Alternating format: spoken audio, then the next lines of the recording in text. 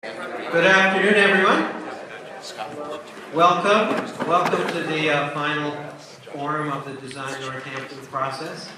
I'm glad to see so many people here, and I'm glad to see that you've had a chance to, most of you had a chance to look at what's out in the lobby. My name is Joel Russell. I'm the chair of the Northampton Design Forum, which has brought the Notre Dame Urban Design Studio here to envision what sustainable Northampton might look like and might be, to help us put some pictures into the words. So I'm going to be brief, and Professor Philip Best from Notre Dame has promised to be brief, so we can give a lot of time to the Notre Dame student urban design team to present their work. I just want to, first of all, thank, very briefly, it's taken me way too long to thank everybody who's helped with this, but the Northampton Design Forum members, if you could just quickly stand and be recognized for all, these people.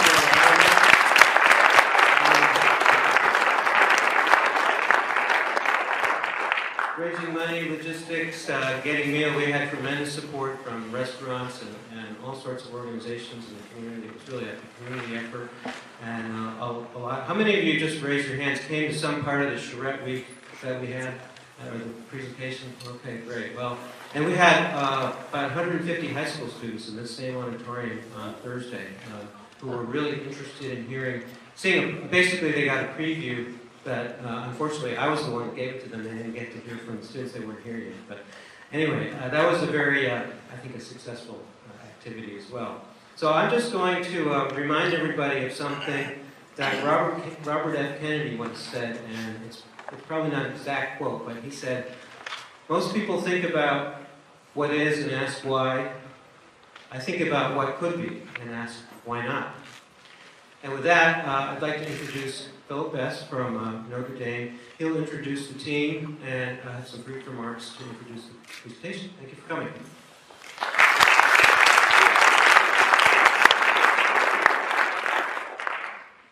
Good afternoon, and thank you all for coming.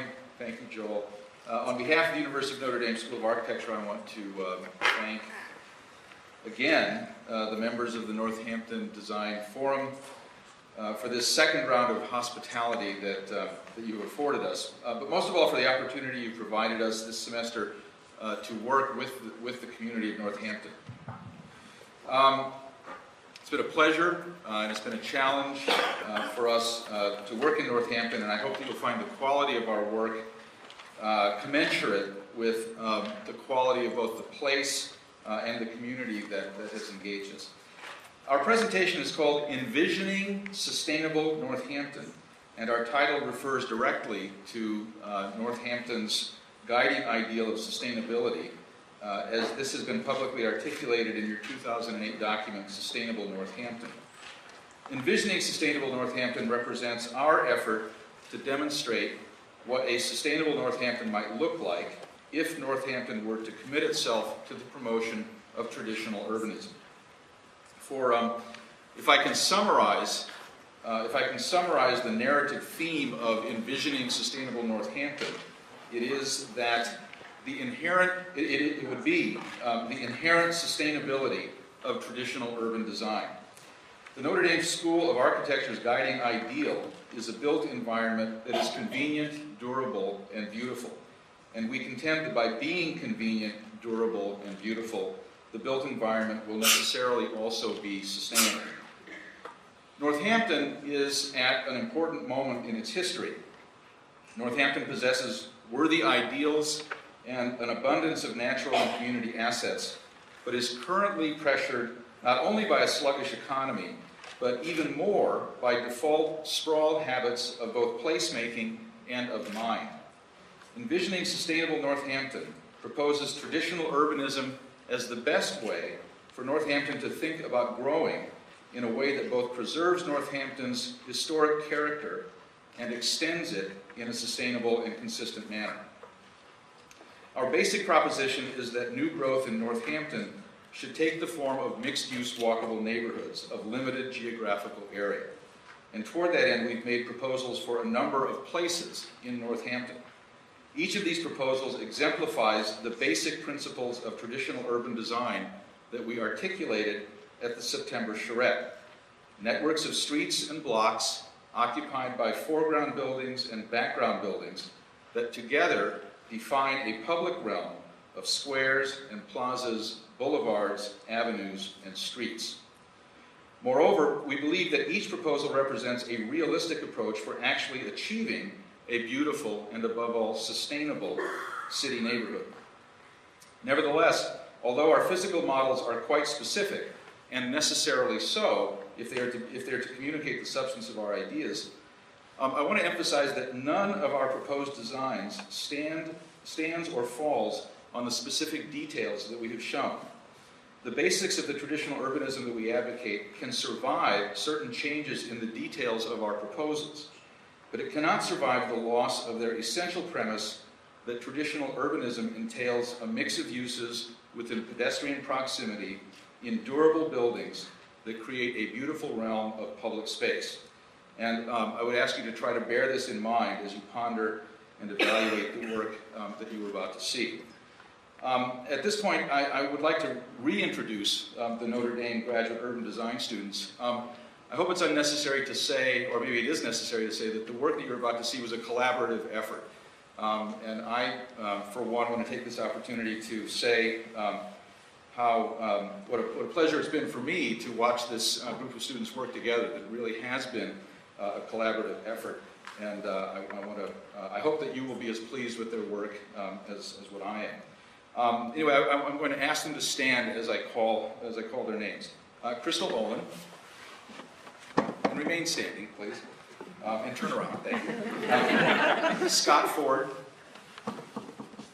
Josh Eckert, Dan DeGree,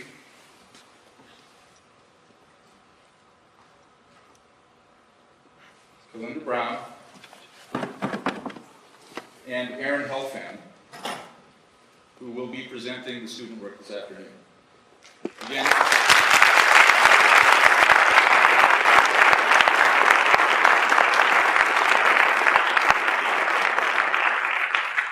Again, thank you very much for coming.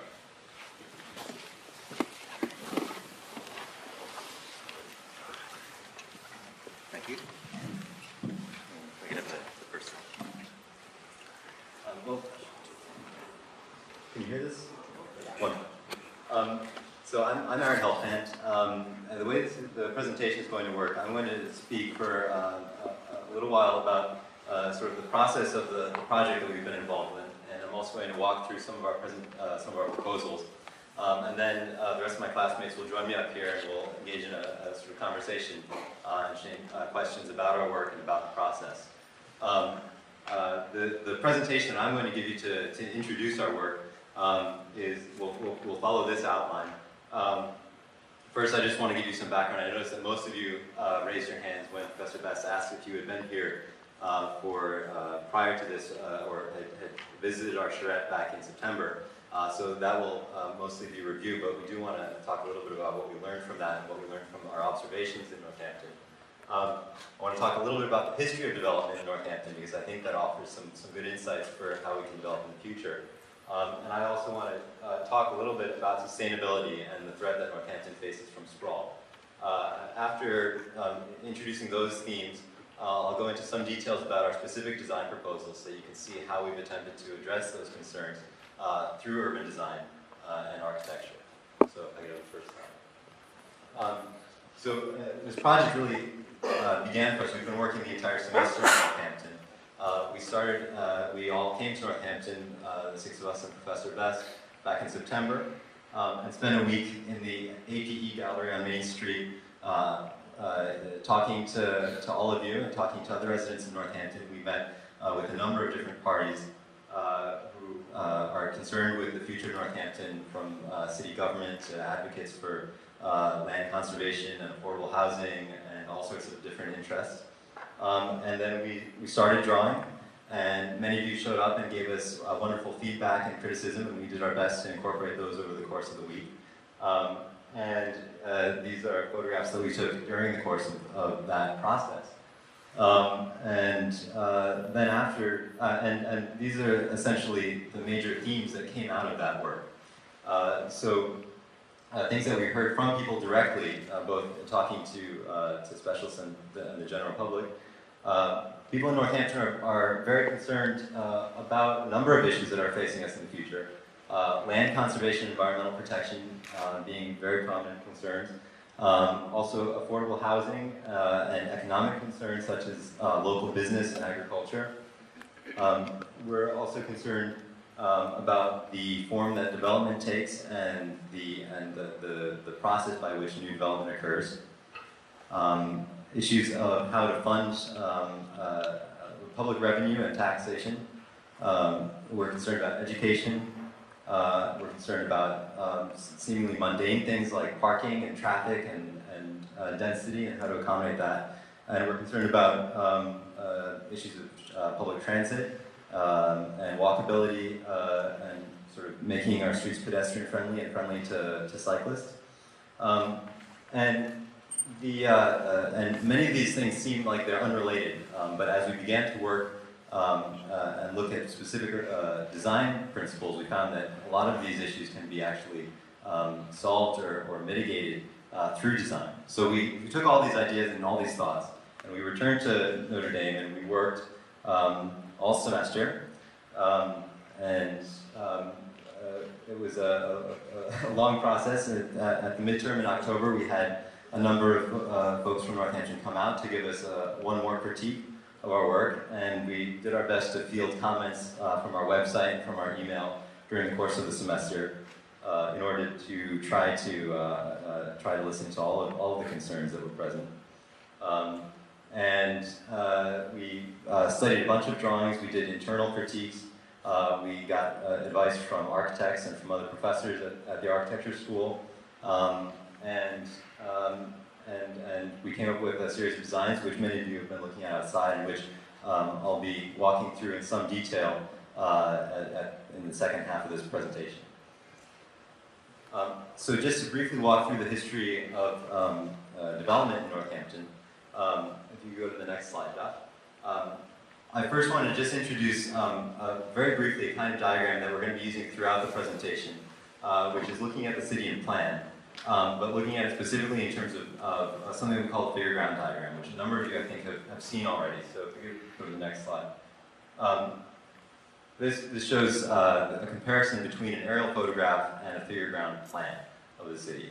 And what you can see is that there's a certain amount of information which is absent from the figure ground, but it essentially distills the plan into something that actually reveals a lot about the nature of the city and reveals things that we might take for granted otherwise. So for example, we can see patterns of development. We can see, for example, this is Main Street here, and this is South Street, and here's Smith College here, and Elm Street. And topographical features, natural features, roads are not present here, but what we can see is the space. And space is a really important part of our consideration for design. And so this actually influenced a lot of our thinking. So this is something you'll see recurring. Now, this sequence of slides that I'm about to go through here illustrates the history of development in Northampton. It's very revealing. This is the extent of Northampton's development, shown in the same kind of illustration, a figure ground diagram, in about 1800, when the population of Northampton was only 2,000 people. If we advance 50 years to the mid-19th century, we can see that the population has tripled to 6,000 people, and that the city has grown, but it's grown in a sort of interesting way. It's maintained a sort of compact core here, and a new village has started that is discrete and has its own identity that is distinct from the original village. And if we advance another 50 years, when the population again triples from 6,000 to 18,000, we see that the same pattern recurs again with the new settlement here in Leeds. Still very compact development, even though the population has really grown. And if we advance to the next 50 years, we see that actually the population actually begins to taper here. So it's not just a sort of constant rate of growth. In the 20th century, the population increase begins to decline. And so you see a similar commensurate decline in the growth of the form of the city. And in fact, if you go to the next 50 years, the population here has only grown 2,000 people. It's a much slower rate of growth, and yet the pattern of the built environment changes dramatically. And this is really important. This is what we know as sprawl. So here, we go back to 1950. You can see the amount of land that's used up here everything that's built is very compact. And then we go to the next 50 years, and all of a sudden, look at all this. This is all natural land that's been eaten up by development. We have the advent of the so-called big box store, which is essentially requires a sort of a regional catch basin for bringing customers in. And this is all made possible by, and it's all because, essentially, because of the advent of the use of the automobile. And we believe this is not a sustainable mode of development, and that's what we're trying to address through this project. And if you go to the next slide, this is a projection of if the current development patterns continue. This is the sort of development that you would see if the population were to grow another several thousand people. So you can see the extent of residential subdivisions in the southwestern part of the city, and some of these are already planned. You can see there's the potential for more development up here, and you really start to eat into the natural environment. And if you could proceed to the next slide, this is what it looks like.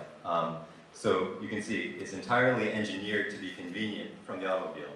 It's very difficult actually to be a pedestrian in an environment like this, because, you know, for example, if you live here and you want to visit someone over here, you can't just walk. There's no connectivity. There's no sidewalks that connect one development to the next. So you actually have to get in your car and drive all the way down here, out, around, back out, through here to go visit your neighbor. It's very difficult to walk from one place to the next, and so it really depends on easily available fossil fuels and cars. And so some people have offered the thought that, well, this is how we've been developing for the last 50 years. People like living in the suburbs. What's wrong with this mode of development? And here's why we believe that it's not. This is why we think that it's not sustainable. As I said, it's dependent on cars. It's problematic also because very little attention is given to public space and the development of the public realm. Everything is sort of internalized to the private realm, so backyards become much more important than public streets. Affordable housing, as it's developed in this mode, is isolated from the rest of the community.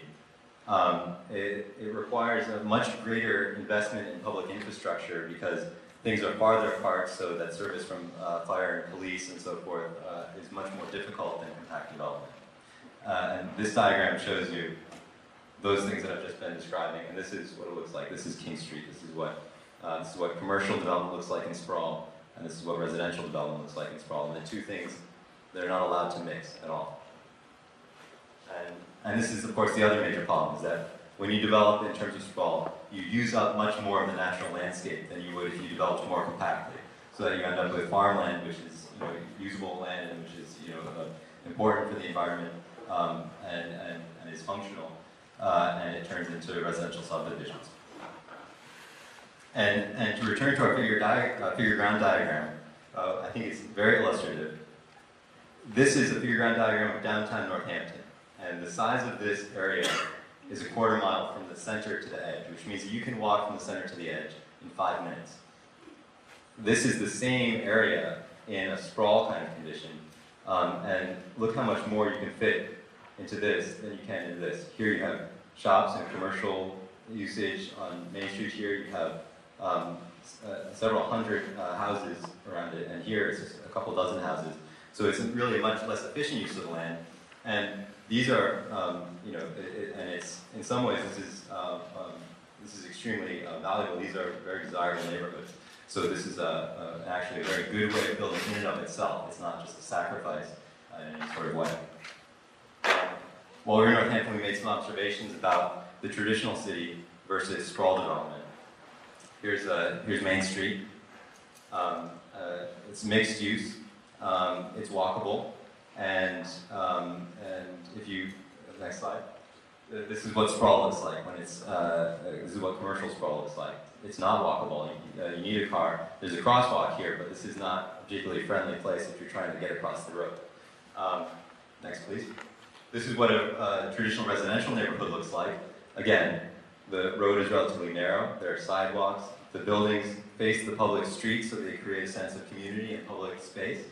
There are street trees, which are incredibly important. Go to the next. This is what sprawl development looks like. Now, to be fair, once these trees grow up, it'll look a lot better. But the fact remains there are no sidewalks. The road is extremely wide. And even look at the architecture. Look at the amount of the front of these houses that's devoted to accommodating your car instead of the people who live there. And if you contrast that, if you go back for a second, you can't even see the garages in here because they're small and they're tucked into the back. So this is really about putting your sort of best foot forward to the public space. This is what architecture looks like when the public realm is given importance. And this is what it looks like in sprawl. This is what civic architecture traditionally looks like in the traditional city. And this is what it looks like more recently. I think this is also a problem. And so the question arises, how do we fix this? Now, Northampton has recently gone through a very important process in order to begin to fix this, and that's the Sustainable Northampton report, which was recently published and has formed the foundation of our work, and we're trying to essentially illustrate that report. This is the definition of sustainability as articulated in the report. It's actually derived from the Brundtland Commission of the United Nations in 1983. Sustainable development is described as development which meets the needs of the present without compromising the ability of future generations to meet their own needs.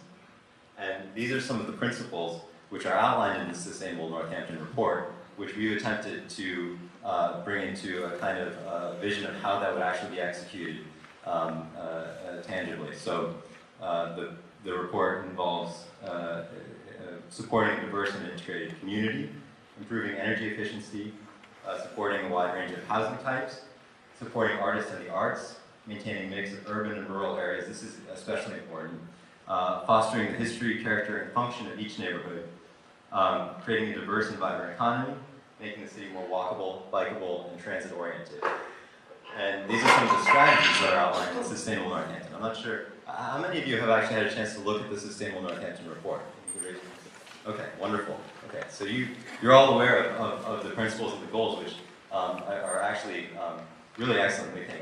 We've all, in our studio, we've read through the report a number of times in our effort to try to illustrate it. And these are some of the strategies which we're going to be attempting to illustrate in the second half of the presentation. I just wanted to very briefly mention what our approach is, how we believe that urban design is particularly relevant to sustainability and why it's a good tool for understanding and executing the Sustainable Northampton report. We believe that traditional urbanism and architecture provide the only comprehensive approach to the challenge of environmental sustainability. Only their enduring lessons address the full spectrum of issues involved, from regional land use and resource management to the development of a healthy community and lifestyle to durable, energy-efficient, non-toxic built environments. In addition, both beauty and the character of the citizenry must be understood as integral components of a sustainable culture. A place must be loved if it is to be sustained, and love entails a happy and willing sacrifice.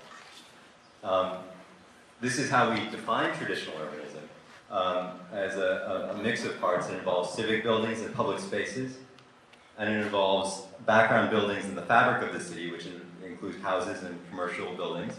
And when you put the two together, you end up with a complete city. And this is really the cornerstone of our approach to designing cities. This is another way of looking at it. Here's a traditional city. This is very much like what Northampton, this is sort of a caricature of Northampton, if you will, before the advent of suburban sprawl. And when we talk about sprawl, and when we talk about densification, this is what people often envision. Either, they think it's, they consider it to be either or. Either you have sprawl like this, or you have high-rise and density, and you lose all of your green space and open space in the middle of the city. And neither of those are very good solutions, we think, but we think there's a better alternative solution, and that's this. By creating new neighborhoods that are complete in and of themselves, and which function as a mix of uses that makes where they're compact and walkable. And because they reproduce at a sort of similar scale, they all have proximity to the natural landscape. And they all are sort of complete, and you can retain the character of the city, which is valued, at the same time that you grow and accommodate the pressure for development. So to return to Northampton, we took all of these ideas into account. What we heard from you when we read in Sustainable Northampton report, we took our own understanding of urban design and what we've learned over the past several years as architecture and urban design students. We did a thorough analysis of a number of existing conditions in Northampton, and we came up with a strategy. We also, I should mention, we looked at Northampton not just as an isolated incident, but as it relates to its regional context, because that has a major impact on how we understand development and the impact of the decisions we make about development, what they have on the region. So this is the approach that we took. And this is what I'm about to illustrate with our specific design proposals in just a moment. But I want to basically describe the process, describe the approach here. Everything that's in green are areas where we're proposing to discourage new growth. They're far away from existing centers. They're valuable conservation lands and natural area. Now, some of the green area has already been built up, and we're not proposing by any means that those buildings or houses need to go away, or that people need to move into the center. We're simply saying that for future development, we're going to discourage it in those areas. Instead, we're going to focus on several distinct areas that are near existing centers, which could accommodate, in fact, it turns out, a large degree of future growth. And we're going to do this in ways that attempt to continue the character of the existing historic centers. And next slide. So I'm about to show you some specific proposals and walk you through some of our designs. I just want to ask if there are any questions about anything that I've covered so far before I go on and speak about the specific drawings that we've made. Any? Okay, wonderful. Let's move on to the first slide. Now, focus on three areas of interest primarily, and I'm focusing on them because they were our focus to a large degree, because they illustrate three different ways in which Northampton can accommodate new development. Firstly, there's to take an existing center and to reinforce it, and reinforce its character and enhance it. Secondly, we can form new communities on previously unbuilt land, and that's sort of like what was illustrated in the cartoon with the two cities on opposite sides of the river. And finally, we'll look at how to reclaim areas that have already been affected by sprawl, and that will be King Street. This is downtown Northampton. This is an example of the first kind of development. So downtown Northampton, here's Main Street. This is King Street, and Pleasant Street, and Con Street. Here you can see Smith College over here. This is City Hall. This is the railroad bridge that crosses Main Street. It's in pretty good shape, and it's one of the things that everyone seems to like about Northampton. It works. It's pedestrian friendly. There's a mix of uses.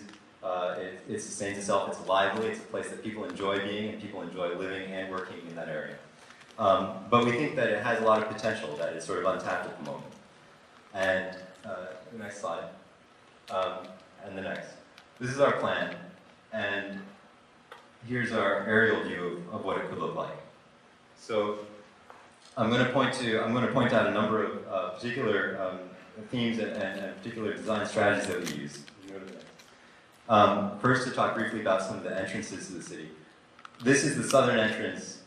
Here we go. This is, by the way, this is a key diagram that appears in all the slides, and it's there to orient you. So if you look for the red circle, that will explain where the large images are. So this is it. You come off Interstate 91 from the south, and you're coming up Pleasant Street and Con Street.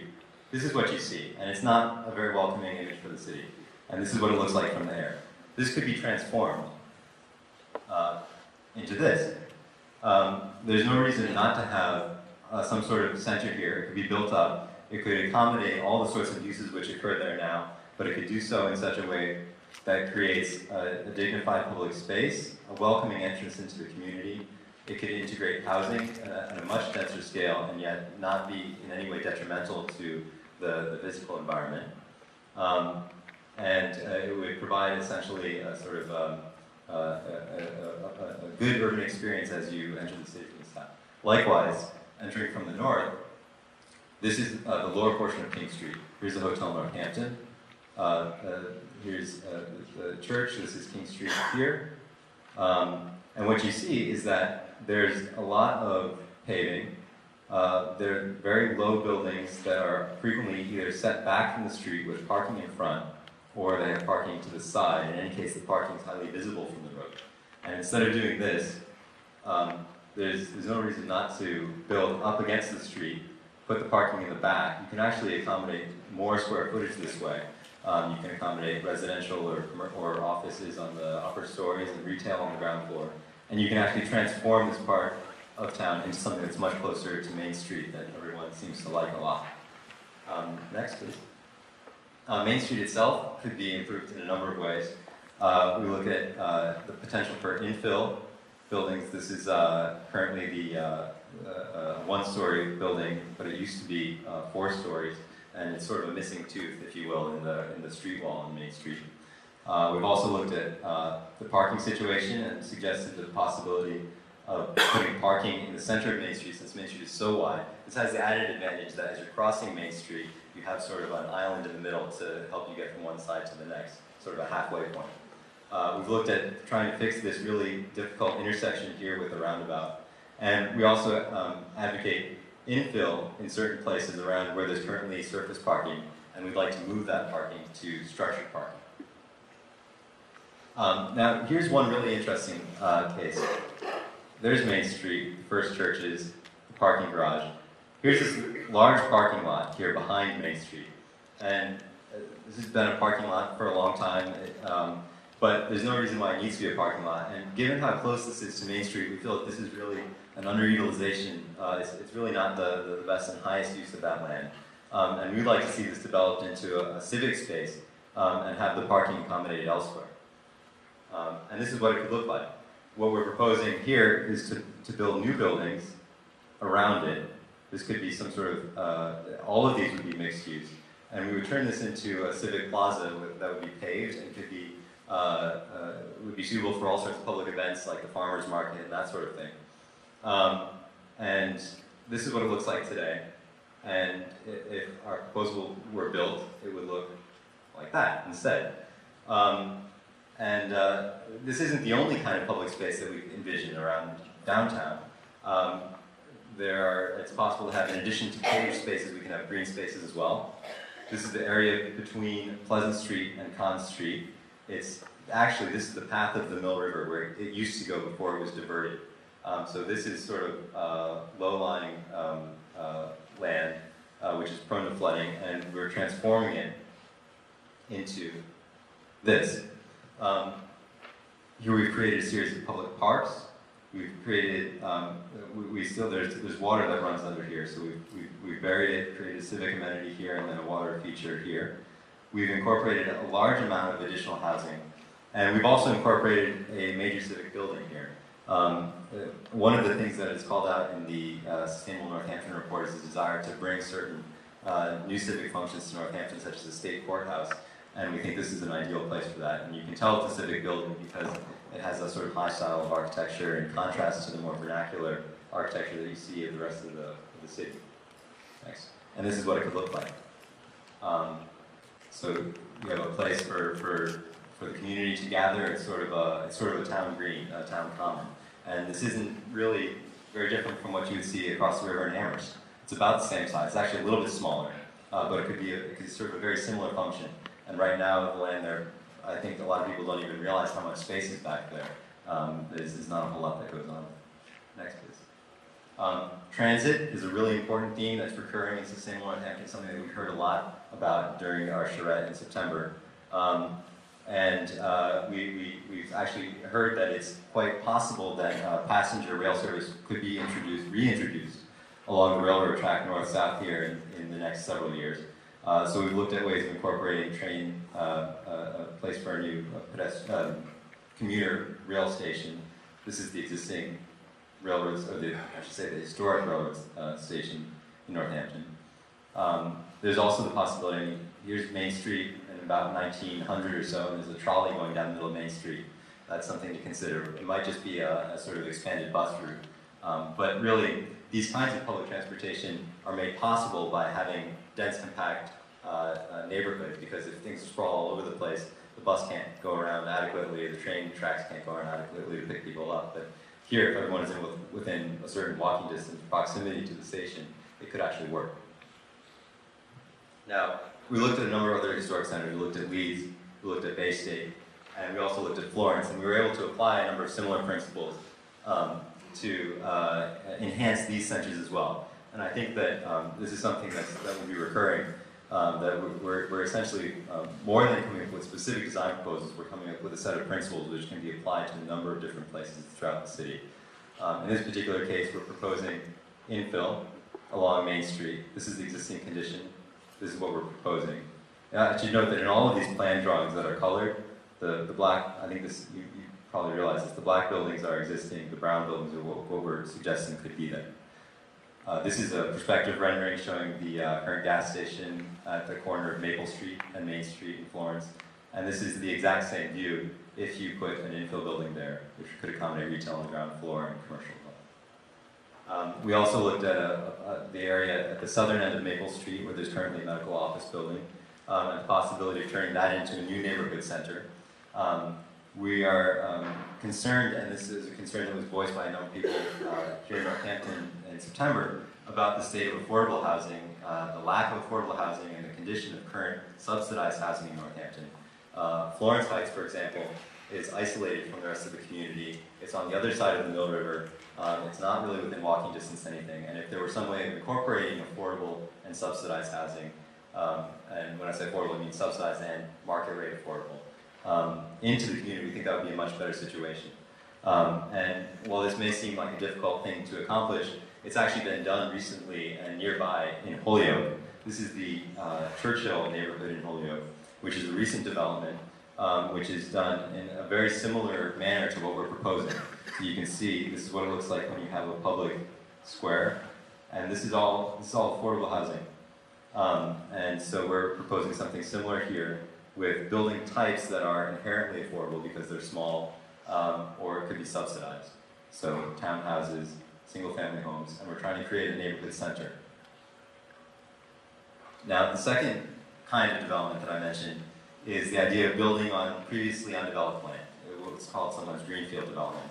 And we're particularly interested in this in the case of Northampton because of the ongoing development of Hospital Hill, the village at Hospital Hill. This is the current plan for Hospital Hill as developed by Mass Development. And so you can see the proposing houses and townhouses. And in many ways, it's much better than typical sprawl development. It's much more compact, but we think it could be even better still. And this is what we're proposing. Now I'll talk about some of the specifics in a moment.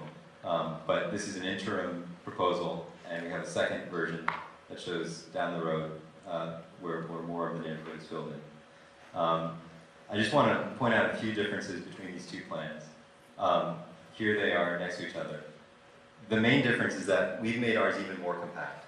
And by doing so, we've been able to conserve more natural landscape. We've been able to design it in such a way that the open space is public open space as opposed to simply land that is divided amongst many different backyards. So for example, this area here is currently lots of large houses with large lots.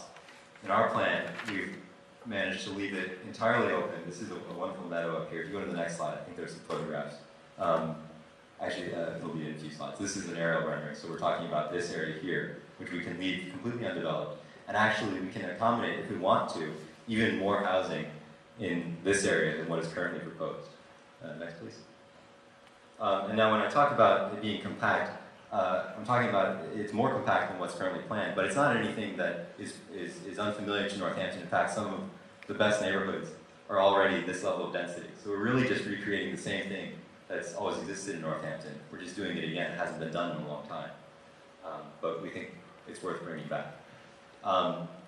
We understand that Cole Morgan, which currently has a manufacturing facility on King Street, is planning on moving to Hospital Hill. And we understand a lot of people are concerned about what this means for actually creating a village. We think it's a huge, that there's a lot of, it's a good possibility, there's a lot of potential here. As far as incorporating Kolmorgen in a way that is, actually contributes to the urban design. This is what's currently planned though. It's a big manufacturing facility with a really large parking lot, and both of them are right along Route 66 here. We think it's good for Kolmorgen to be there because it could potentially provide jobs for people who live here within walking distance so that people don't have to commute to work. But we'd like to see it incorporated in such a way where there is a band of mixed-use commercial development, commercial and residential development along Route 66, which would serve as a visual screen to the parking lot and to the manufacturing facility. And then we would we would propose that Kolmorgen build sort of their front door to illustrate and be representative of the important place that they have in the community. And so they're at the end of this long main street here. Next, please. We've incorporated, as I said, public spaces, public parks, as much as possible. Here's a crescent, which has wonderful views off into the surrounding countryside. And here's the meadow that I talked about. This is currently slated to be developed with lots of big houses. And we're able to leave it open. There's a fantastic view back towards Northampton if you're standing here and looking back across the Notre River. So we'd like to preserve this as a public amenity, something that's open to everyone, and also manage to preserve natural open space. Next, please. And here's what it could look like. So you can imagine, if you can live here. It's a relatively affordable unit. It's small. If you have a shop or a studio, you can have that in the ground floor here. If you work at Kolmorgen, you can walk to work. We're really standing about 2 minutes walk from Kolmorgen's front door here. And this area here becomes a public plaza. In the current plan, this is slated to be a parking lot, but we think that the parking lot should be in the middle of the blocks, behind buildings and hidden from the public street. And so this becomes a public plaza where you can have cafe tables, and it can be a center of the civic space. Okay, last part, King Street. This is a big challenge for Northampton. It's something that we've heard a number of people mention that it's not their favorite part of town. They think something should be done about it. I'm not really sure what to do. You can see some of the problems from this slide. First of all, this is King Street. This is Interstate 91. This is Hampshire Heights right here, and this is Bridge Road going along the top. This is the Barrett Street Marsh, which is conservation land and wetland. And this is what we're proposing. Now, at first we thought that this might be a good opportunity to essentially extend Main Street up from Northampton, extend that kind of environment, and make a continuous commercial corridor all along here. But as we looked at it, we realized that the amount of commercial space that's there can really only be sustained to the extent that it draws from a large region. So this is big box commercial development. It means that people drive from all over Hampshire County to come to the grocery store and the Walmart and the various car dealerships and so forth. And while we think that there is a way to incorporate those sorts of functions into King Street in a good way, we also envision that in the future it might not be possible to sustain that kind of development. And so we've shown a way in which the entire King Street area can be retrofitted to form its own integrated neighborhood where it's self-sustaining. And go to the next slide. This is what it could look like. So here's the Barrett Street Marsh. This is, we're actually, I should say, we're now looking from north to south, whereas the last image was the other way around. So this is Bridge Road up here, King Street going south, and then if you keep going down here, you get to Main Street. Next, please. We've shown how affordable housing can be introduced here because we think that Hampshire Heights, for similar reasons as Florence Heights, doesn't work very well. We want to integrate it into the community better using this kind of affordable housing unit or something more like this as exists already in Northampton. Next. We're incorporating a number of different kinds of open space from sort of natural conservation wetland area, which is more wild, to more carefully sculpted and landscaped areas that are better suited for public recreation, to actual functional land that is suitable for urban agriculture. And again, another concern that we heard, people like having public gardens and a place for actual farm land that could serve an existing neighborhood. And we've again provided public space here. We envisioned that there could be a new civic building here at the end of Barrett Street, which is actually a wonderful visual access from the Jackson Street School. And we've shown how to incorporate a grocery store. This is a store that's the same size as the existing Stop and Shop, but it incorporates a mix of uses along the street. Parking is hidden in the back, and it contributes to the public space. So this is what King Street looks like today, and this is what it could look like in the future. So you can imagine, here's the grocery store. Doesn't look like what we're used to grocery stores looking like, but there's no reason why they couldn't look like that. Here's a public plaza with cafes, restaurants, commercial and retail on the ground floor, mixed use of uses above. It's walkable, it's pedestrian friendly. Next. Again, next.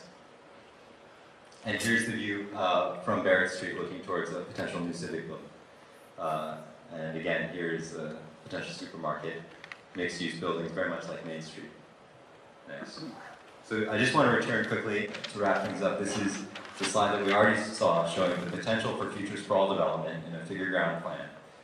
And you notice the amount of area. Now this accommodates, we mapped this all out, counted up the number of little dots there, and this can accommodate about 4,000 to 8,000 more people. We can accommodate the same number, in fact we can accommodate a lot more if we do this instead. And you see we've managed to retain all of this open space here, and we've created these distinct neighborhoods that are all self-sustaining and continue the character of the existing city. Next, there's the complete figure ground of the city as we proposed it. And one more. One more. There it is over the aerial view of Northampton. And now we can talk about how to implement this. There are a number of steps that we think that the city could take, and a lot of these are outlined in the book that we're going to be publishing, which we hope will be available. It will certainly be available online. We'll send out an email and publicize that. Very briefly, this is the last thing to talk about. There are various standards that the city could adopt to help measure the efficiency and sustainability of individual neighborhoods.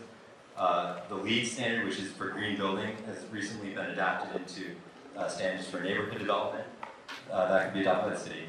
The city could also look at adopting a form-based code. This is something that the Sustainable Northampton report talks about, and that's something that would allow this kind of development to happen rather than the current code, which is the current zoning, which is based on use.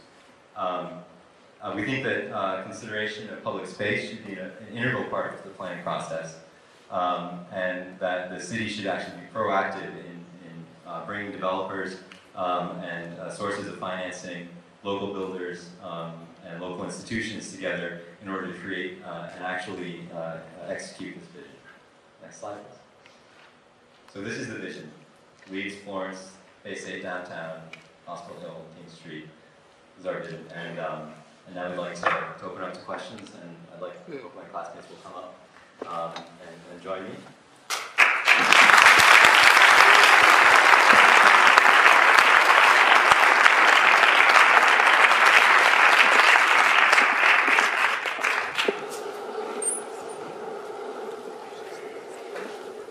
I don't know if you guys want to sit here, or you want to stand up, or whatever, but we have, let's see, there was a, Aaron, Yes. admirably concise presentation. Thank you.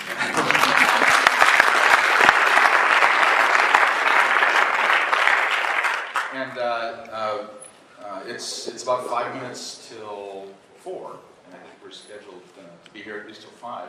We have at least until 5 o'clock. So there's plenty of time for questions, and I'd like to open it up to you and have the students respond to any questions you might have about their work.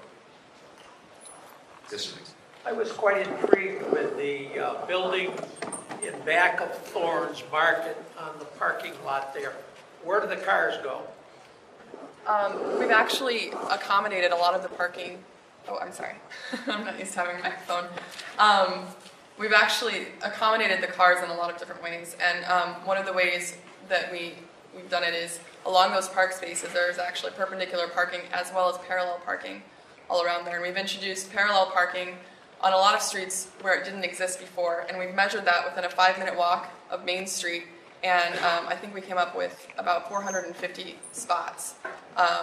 So that's where most of that parking is going. And the rest of it, we've proposed several parking garages downtown, one located behind the hotel site, and several others, one near the train station where you need it. So it's a combination of street parking and parking garages. Thank you. You're welcome. Yes. I have a question, a comment and a question, and one is, I really like what you do with green spaces, expanding and combining them more, making them more accessible for people. Some of them I would like to see maybe a little less formal, a little less Beaux-Art, given the quality of our town. We're not as formal as many of those, but I can appreciate making spaces really organized for people to get into. Did you, in your design, come up with any way that those spaces could be linked together? I didn't see anything explicit in that. You had talked about the emerald necklace, which of course is a very greatly linked patterning in Boston, so perhaps you can speak to that. I appreciate the question. Can you and repeat the questions, because Yeah. so people can, this is being videotaped, we want to make sure that people, and it's a long question, but summarize what you heard. The question was, well, there was a two-part question. One was regarding the formal nature of some of the parks. The second one was, did we link, or is there a way to link the green spaces within the schemes? Yeah. And I'll speak first to King Street, and I'll pass it along to Emerald Necklace downtown. If you look up here on the screen, one of the things is we proposed a series of strategies for how you handle green space. And so the nice thing we have here on the King Street team is you have a variety of levels of formality, from perhaps the most formal as the piece, the park that unites the Upper King Street neighborhood to neighborhood immediately below Church Street. Arms are long, but not that one. So this neighborhood here is perhaps the most formal, but and this again this is just providing a strategy. These are not concrete plans, so the actual nature of the park could take a different form. But the intent is that they would be linked, working together with the existing bike trail and bike path that goes along here that unites to all the way to Child's Park. And here we have we actually put a pavilion in for the bikers, for the peddlers for a picnic spot. But the intent is that these are all linked. And they also speak to the memory of the watershed, the existing watershed here. There's drainage here that goes this way and then flows this way. And from the Barrett Street Marsh along here, the water would be intended. This is a boulevard here, a residential boulevard, which also forms a formal gateway into the neighborhood. And in the middle, and there would be a veil in the middle of the boulevard that would take the stream and the watershed, and we go this way and ultimately drain the river, likewise as it does here. So these parks are explicitly linked and also implicitly linked through the watershed. And I'll hand it over with regard to the Emerald Necklace in downtown. While we're still here, actually, when we looked at the city, the overall key, the whole city itself, one thing that we wanted to do was try to keep a distinction between Florence and the rest of Northampton.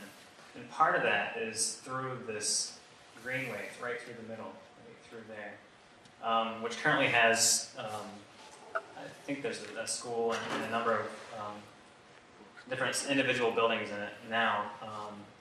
But if we can somehow create that distinct division between Florence, Bay State, and the rest of Northampton, and even the King Street area, we tried to create a connection between the northern part of Northampton down through to the southern part. And also as part of that, I guess an additional greenway that we wanted to try to link was downtown in this area, which Aaron went through and discussed a little bit previously, with the two different spaces. One is more of a formal space next to the court. I'll get there in a second.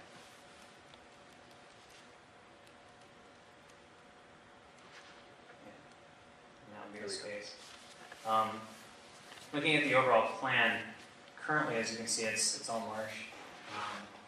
And we tried to create more of a formal space here. Again, this is Main Street, King Street, Con Street, and then south and west. So that this park is more formal, with the bus station and the surrounding buildings around there, with a key civic building at the intersection. When we drew this park up originally, we left it one single large space, a very large formal space here initially. I had an interim review in October. And what we realized is it's too formal, this space. So what we try to do is create more of a formal green at this end, looking at the Civic Building, but then make this more of a romantic gesture down here with the water feature, and then paths and trails and a little gazebo there. Just so that everything wasn't as formal as you had mentioned. So overall, we try to have a big picture overall vision of how to connect all the green spaces together. And then when we also zoomed into the individual projects, then we tried to also keep the connections through those as well. So, long answer to your question. Next question. If the city were built out approximately as you envision, how many people would live here?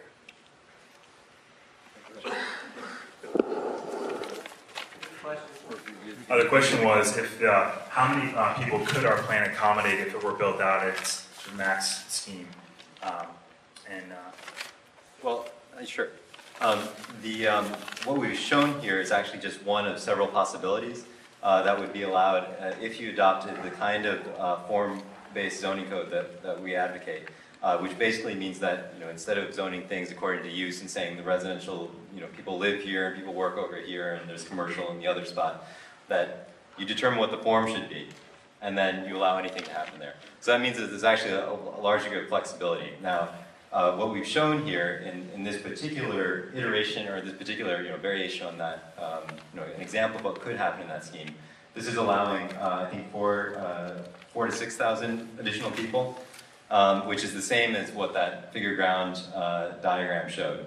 And we don't speculate as to when that might happen or how long it might take to get to that point, but we're saying that to the extent that that growth happens, this is the way in which it should happen. Now, this illustrates 4,000 to 6,000 people.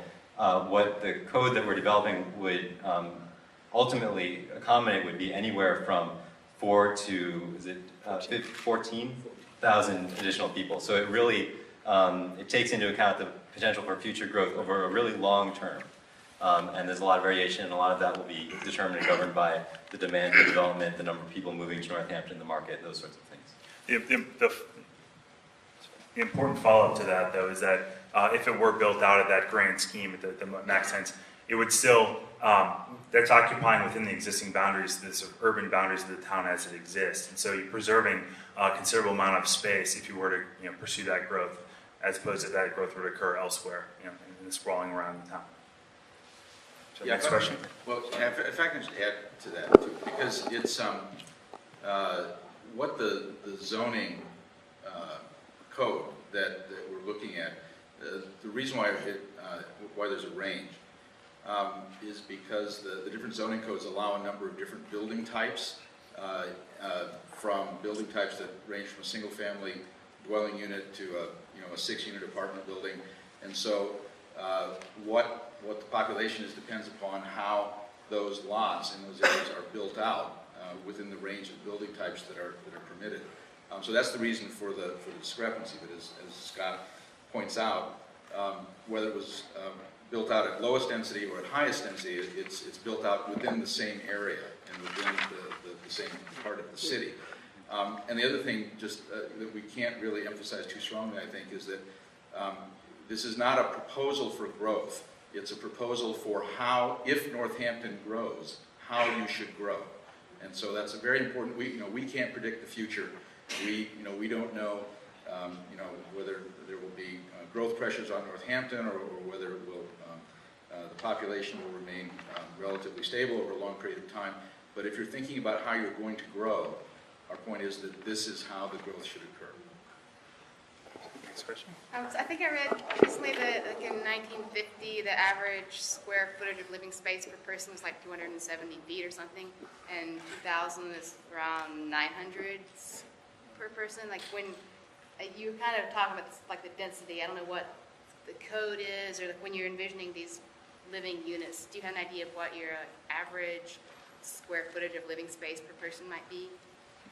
Well, the question was, important point was made. I appreciate making the point that in addition that the average size of living space per person has increased considerably since the mid-century. And the question was if there was a sense of what the average unit size or square footage size was in the units that we proposed. I can say that our lots are the unit types are considerably somewhat smaller than certainly not the McMansions or the sprawl that you speak to. I know that in some of our calculations with regard to multifamily space, we looked at an average size of perhaps 800 square feet for a unit, and that's an apartment unit in a building, and that would account for both single, a range allowing for one bedrooms up to, a two-bedroom or larger unit. So we use that figure specifically. But with regard to the footprint of the single house, I'm not sure if we settled on one specific. We had a couple. They're all we used. I know that we used the existing footprint of the traditional urbanism in Northampton as a basis when we generated our housing types. So it would be more commensurate with the housing types you're familiar with from the 1850 to 1940 component of town. One other thing to add to that, we've also introduced a number of different types of housing, as they were talking about before. And so providing for a range of people, because we understand that in any community everyone has their own kind of way of living. But we provided actually, with the concern of affordable housing, of course, square footage becomes an issue because, of course, the smaller the unit, often the more affordable it is to some extent, depending upon location. So we have actually proposed a better, hopefully a wider mix, I should say, of smaller units to larger units, and we've extended the range of smaller units so that we can hopefully accommodate some more affordability into the community as well. So that a lot of these issues are connected. Yes, sir. Mixed use, the question about the sounds that cars make. I know, of course, they moved into Williamsburg, which actually wasn't so quiet, but you live near Elm Street, and we love living in the city, then the sound of cars. So with mixed use, I'm just kind of wondering what you think about it, whether speeds would be slower, bumps, and things like that. The other thing is parking. It seems to me the Northampton people don't want to park in garages. Maybe we'll have to do it, but they want to park right in front of the store, and then in the last few years they're willing to go a little farther, but many people will not go in that garage. So if you have more garages, take away street parking. How can we change that psychology, or what will happen?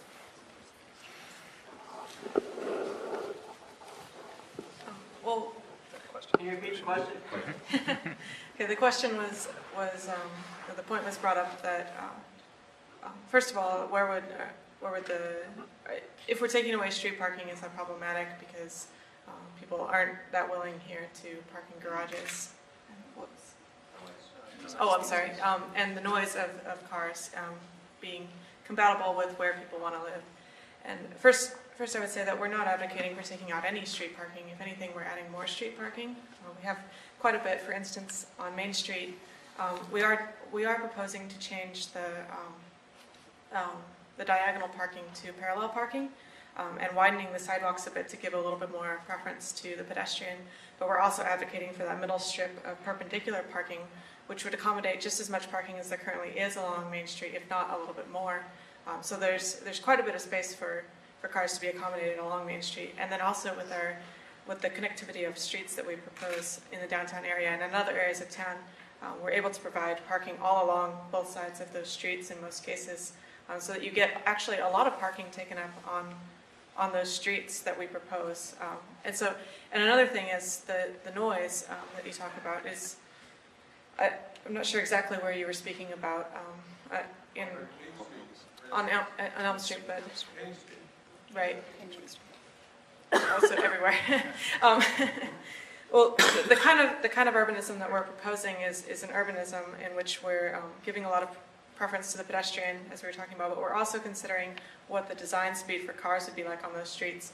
So when thinking about how fast a car would move down the street, you have to think about kind of what's perceived from the person's point of view who's driving. And if you see a wide open field in front of you, you're likely to sort of speed down and go as fast as possible.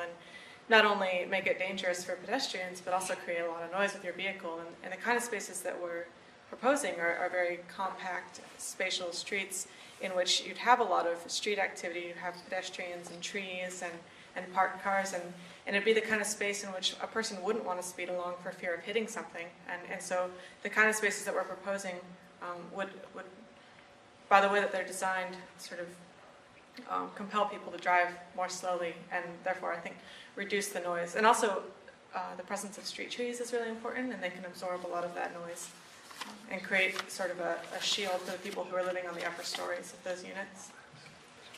And to follow up with Crystal's points, there are a number of a lot of new construction, for example, in the north side of Chicago is adjacent to L tracks. A few things are more create more noise than the elevated train, and there's things that you can do with contemporary construction techniques to help mitigate the noise, that if that were the case. But I think that first of all, I'd speak to the issues that Crystal raised would really help mitigate the sound. But where we're an issue, or potentially, like, for example, closest to the center of the new King Street, you can incorporate those construction techniques in the walls to help mitigate that noise.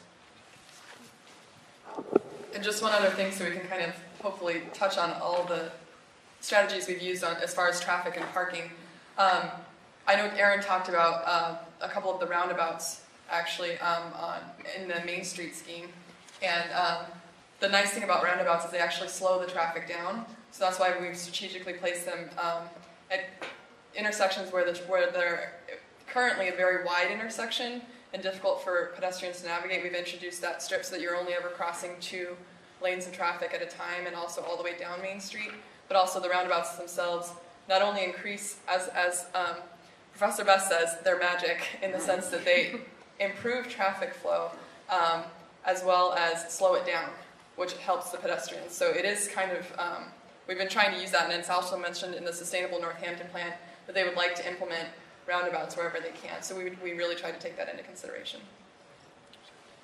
If I can just add one thing to that, which is that the kinds of environments the kind of environment that's being proposed on King Street is fundamentally different than what exists there now, because it entails a mix of uses and a residential population. And so there's the one issue that King Street is not going to be the kind of, it continued to be a major way into the city, but it's not going to be sort of the high-speed arterial that it is now.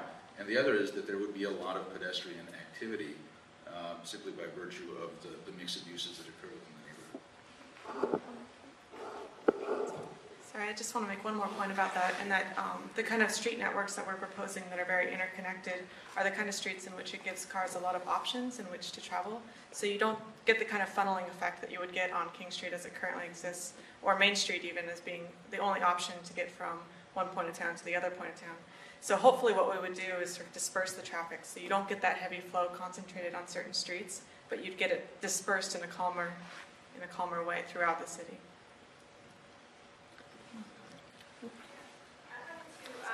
Thank you all for your hard work this semester.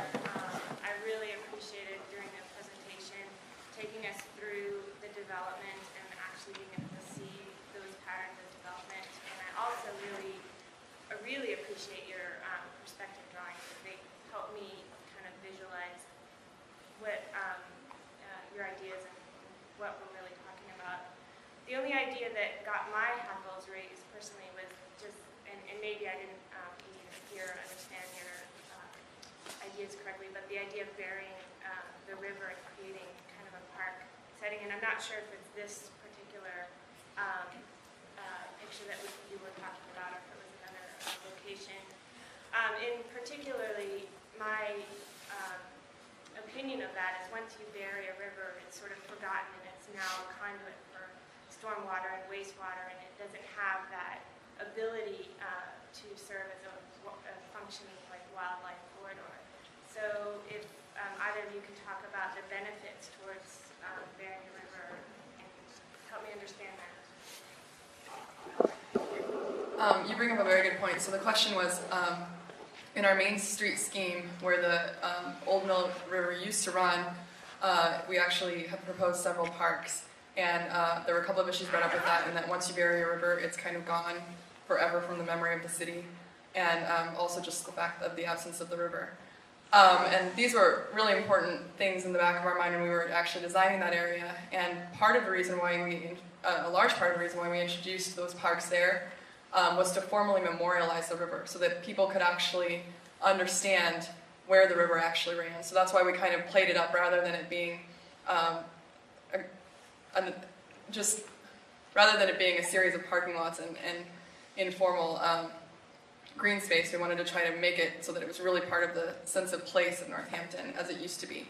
Also, in terms of a lot of the water running through it, our original scheme actually had water running all the way down as it exists today, and we've only buried about in the park that's to the south. We've culverted about half of it in our scheme. However, I would like to make the point as far as the parks go in general, these are kind of first iterations of park design and landscape design, and that I'm sure that if this plan were to continue to have effect on the city, that those would have to be developed, and hopefully, I think all of our hope is in many of the schemes, even on King Street, where we tried to maintain some of the watersheds through park systems, that it could actually be made into something that's a little bit more usable to the public, but also very present, and the water could still be there in a way that, whereas sometimes you have streams that don't have enough flow through them, they just become they smell bad, and it's kind of they gather trash, and I understand that there are some old shopping carts in some of those areas as they are now, and there would be ways that hopefully they could be accommodated through landscape design to make them something that are really an asset to the community and better utilized. So hopefully that addresses. Well, I want to add one thing to that. I think we tried as a general rule to, wherever possible, respect existing topographical features, respect existing wetlands. But I guess where we thought that by making a kind of urban intervention that helped to make better human habitat that was sustainable, that was and is sustainable, that we're willing to make a trade-off with respect to a certain kind of natural feature that we thought could in a certain way be improved. I mean, there's a certain sense in which agriculture is that, right? It's taking a natural feature that is being improved for the sake of human well-being in a way that has to be sustainable, or else you can't, it can't function as agriculture. In the same way that urbanism, we see urbanism as a kind of natural thing for human animals to do, and so we tried to be as respectful of the existing natural and agricultural conditions that we found, but where we thought that there was an important opportunity or occasion for making the kind of civic gesture that we think is represented by doing these kinds of parks. That's really the sensibility that we brought to it, and that's something that obviously is something that can be discussed and is a proper subject for community discussion. But that was the intention, and that was the sensibility that motivated us. If I can just say one thing, there's been a request, and I think it's a good one, that the students, that you come over here, gather around this microphone, and that we'll give the portable mic to be passed around in the audience. And actually, there's one more. Crystal? I want to add a little bit to what Professor S was saying, and also to a comment I heard earlier in the lobby. Someone was telling me that there's a lot of people in Northampton who aren't necessarily aware that path of where the Old Mill River used to exist is still there. It's not a very usable place for people, and it's not a very beautiful place. We looked at it, and the memory of the river isn't very present there. It's sort of a ditch of sorts, which is unfortunate, because really what happened was that humans did come in there and make a very major alteration to the natural environment already in diverting the river, I believe in the 1930s. And so what we want to do is sort of take a stance that if you're going to do a move like that, then you replace what you altered with something that's of equal value, if not better. So what we want to do is create that space that's usable for people and good for people. And on top of that, there's about half of the space that we propose to become park is currently paved over with impervious parking, and that's difficult for the water to drain. So what we want to do is retain that natural corridor with pervious surfaces such as grass and gravel and space for the river to flow either underground or in parts of the surface of the parks. So that it's actually a healthier environment than what exists now. I already had the microphone to Bruce. Yes, I guess I have the microphone.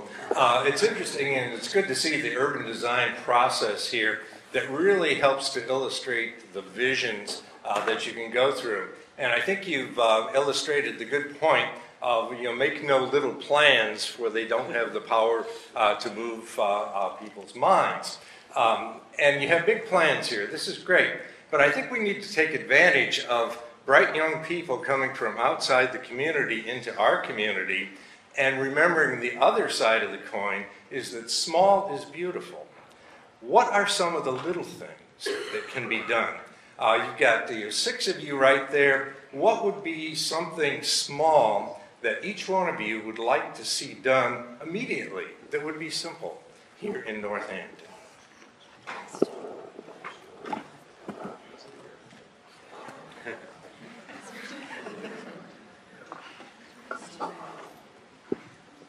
I think that's a very, very good question, and it's always the difficult question of how to begin. I think that all of us in coming here, I think one of the best memories that we took away with us, aside from having great interactions with the community here, was Main Street. I mean, it's phenomenal. It's one of the best, probably one of the best American main streets that I've experienced. So you're all very lucky to live here. In that sense, it's a wonderful place. And I think one of the things that we noticed first off was how wide the travel lanes and everything are, and how fast the cars move there. So I think just widening the sidewalks, if nothing else, along Main Street, and adding a couple stories to some of the buildings, as Aaron was saying, filling in some of those some of the missing teeth, as we call them, would be a good way to start to improve something that's already great. That wouldn't take a lot of real. It would make a drastic difference, but not change things drastically. And Bruce, I appreciate your nod to Berkshire native, or I should, honored son of Berkshire, the Berkshires, I guess.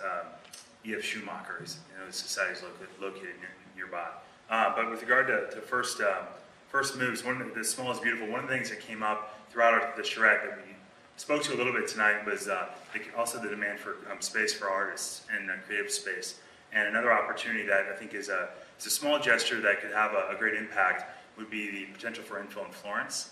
And off of the street there, Main Street, there's a lot of opportunities which we proposed for small units that could incorporate additional affordable housing to bring people closer to the services of the street and help celebrate that center.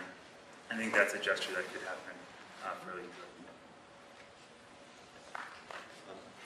quickly. One of the things that may not have received enough emphasis, I may not have given enough attention to in my presentation, is the fact that Northampton, beyond having the Sustainable Northampton report, has already begun to do a lot of these sorts of things, which are good indications to us that we can continue to work towards these goals and actually achieve these sorts of things.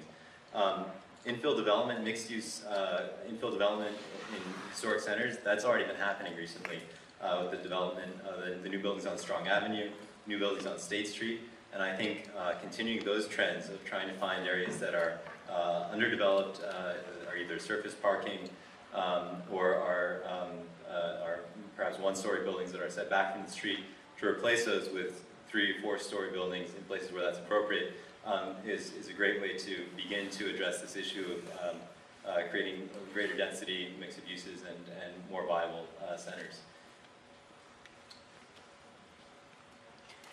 In those areas of the city where you wanted direct development, were you able to quantify, if your plans were built out, what would be a net increase and decrease in impervious surface and in tree canopy?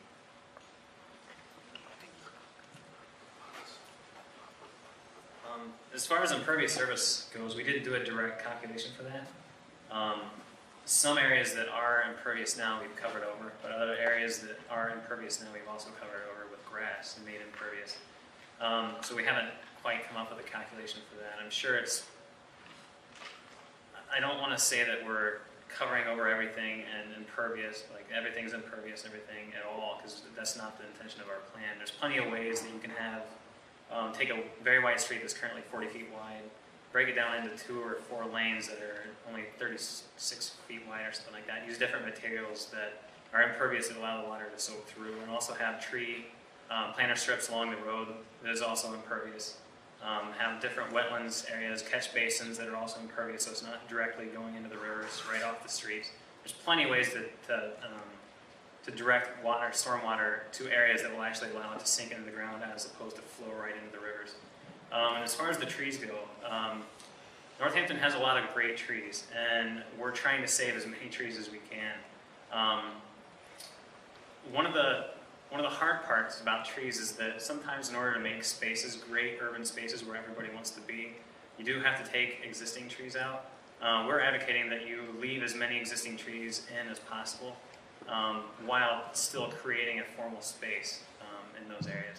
And it should be mentioned also that we're encouraging trees along just about every single street, with the exception of some higher density streets that are very close in, I guess, where if you had a 40-foot right-of-way, for example, it might be hard to fit street trees in with a street going down the middle. But those are few and far in between, those types of streets that we're introducing. I should mention that hopefully by the end of the week, by the end of this coming week, we'll have a book diagramming everything that we've done here at the presentation, that has the code, that has the street types, that has all the interventions. Yeah, Scott, it's begun, and we're well into it, and we're hoping to have it done by next week. Well, we will have it done by next week because this semester's technically over. Yeah, so just to let you know, that will be coming out soon, and everything should have all that information in it, including trees and curbs and widths of streets and impervious paving and parking lots and different things like that. So it's a lot of information that will be here that we haven't showed actually in the diagrams and things like that. So that will be coming out hopefully in the next week. I just want to interject a quick comment about the impervious surface question, because if you look at the aggregate picture of Northampton in the 2 versions, the sprawl versus what's being proposed, there's so much more impervious surface in the sprawl version than there is in the proposed version by Notre Dame, that in the aggregate there's certainly far less impervious surface. I just want to make that point. I also wanted to make sure everybody knows that Aaron Helfand is from Northampton. That was not part of the introduction. And I just want to recognize the fact he grew up here. Actually, can I, Adam, if I can add one thing, just a question, because I know you've been interested from the beginning in how and whether it was possible to create green public space within a densified or a denser traditional urban kind of pattern. And so, I'm trying to count up exactly what we've done here. I think that there are, I think at least 4, maybe 5 major parks, a wetland preserve of considerable size, I think at least 5 or 6 public squares at a neighborhood scale. And so, maybe my question is, how do we do? No, I've got 13. it looks nice. 13. I've got 13 so far. My concern is in these infill neighborhoods, is there a net increase in impervious surface? I think that is a big deal. Yeah. So the parks are great, but I think we do need to look at the entire picture. Well, no, it's something that it's something that we're conscious of. We didn't do a calculation of it. I mean, I think where we were most conscious of it had to do with questions that came up about impervious or pervious surfaces on the village at Hospital Hill. I don't know that we looked in detail at other places, but it's on our radar screen. So. Well, and just to kind of reiterate what Jill was speaking of, I think in the overall plan where we showed the sending and receiving zones, that's really important, and it's clearly important to the document of Sustainable Northampton, but also to our designs in that when you introduce what's more easily recognizable as impervious space, although there are many types, there are kinds of pavers that are actually impervious. So there are many ways to do this and still have what you need in a city without actually paving everything over completely so water has nowhere to go. I think it's important to remember that the more people we can accommodate within the city and still create a beautiful realm, the more impervious space and usable space for nature and watersheds and all those things we can preserve elsewhere. And the more houses that get spread out further and further away, the more roads you have to build to get to those houses. So the more public infrastructure has to be taken care of, and of course there's issues with taxes and all those things. So it is a bigger picture, but it may be even bigger than what may be in the minds of some in the community as far as how big the picture is, because we looked at it on a very big scale and also on a small scale in introducing all the parks and everything. So, If I could have just one additional caveat, I've noticed that often a formal green space such as a lawn will be quite a bit more compact than a more natural, spongier wetland. And so not all green space is similarly effective in absorbing water. So that's kind of also an issue that's out there. Okay, we need to move on. Yeah. I want to thank you all for doing such a good job here, and I'm sure that everybody in the room shares my sense of delight in the kinds of images you presented us for the future. It's a daunting prospect, and I realize that the first responsibility will be with us, our local community, and it's daunting financially and temporally and attitudinally. Do you have any suggestions about what other cities and towns like Northampton have done in reality to start us on this path? There's, to reiterate the question was asked, just some pragmatic steps about, first things that comparable communities have taken to move towards this vision. And I guess you could look at that both from the public and the private realm. And looking at one, in terms of the public realm, there's the adoption of a form-based code, which helps sort of solidify some of these recommendations and provide a format that would allow when development were to occur, take these steps in this form. Another thing that Clinton spoke to earlier was the notion of LEED ND. LEED, which is sort of becoming a national standard for environmental sustainability, has come out with a set of standards and a way to, as best attempt as can be made, is quantify quality of a good neighborhood design, and then it provides a series of steps in which the community could, base if it adopted those standards, it could check off new developments against that standard. And within the private realm, it would encourage, speaking back to small is beautiful, it would be incumbent upon local developers and entrepreneurs to start developing small units and engage in some of the infill opportunities and pursue smaller projects for more affordable housing and more affordable units. And there's plenty of examples of that. And we had an opportunity this summer to meet with a town founder, if you will, in Dan Camp in Starkville, Mississippi, who on his own behalf has developed several hundred units, and just starting with over a lifetime, going for about 50 years, and working on that in keeping with the traditional architecture and urbanism. So on both the private and public side, there are steps, but there's also locally not too far away is Mashpee Commons, and they've engaged DPZ originally was in the plan, and the developer is out of Providence, and Buff Chase is the name of the developer, and they've converted what was a sort of sprawl condition intersection into a community not unlike a transformation that could occur at King Street. So there are local examples within the region, but plenty of examples nationwide. So, great, thank you. Yeah, I had a couple of questions.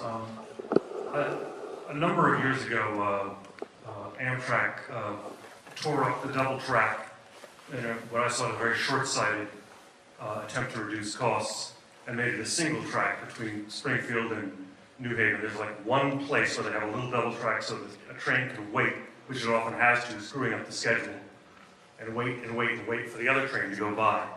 So, I hear from time to time proposals about commuter rail being extended up to Springfield and beyond.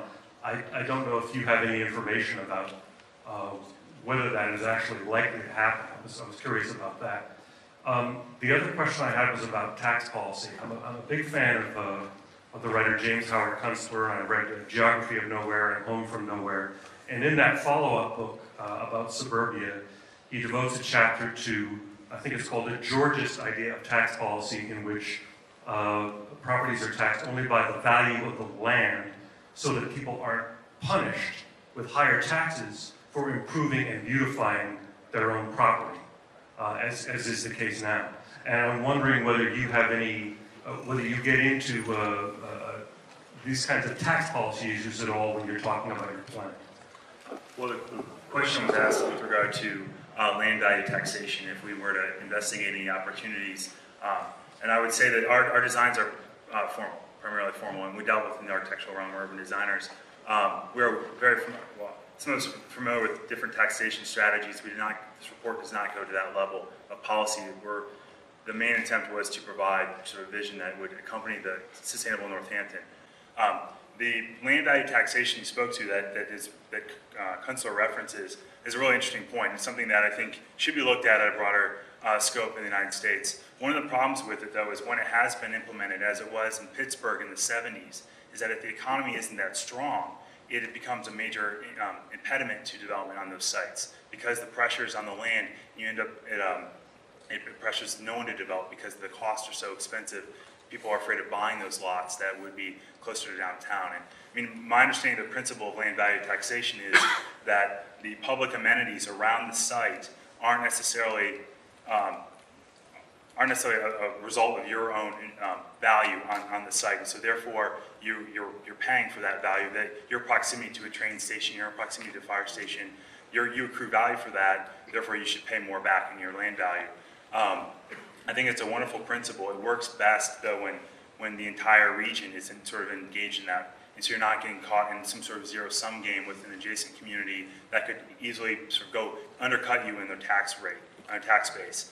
And so I understand there's some difficulties now with the state tax as it occurs in Massachusetts. I know that the tax revenues it's one of the concerns of the community.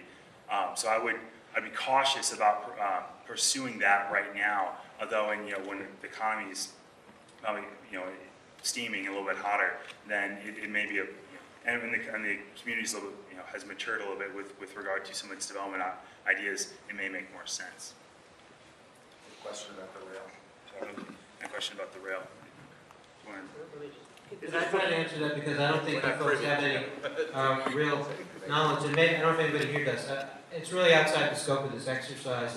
There is a very active plan to get rail as far as Springfield. That seems like it's very likely to happen.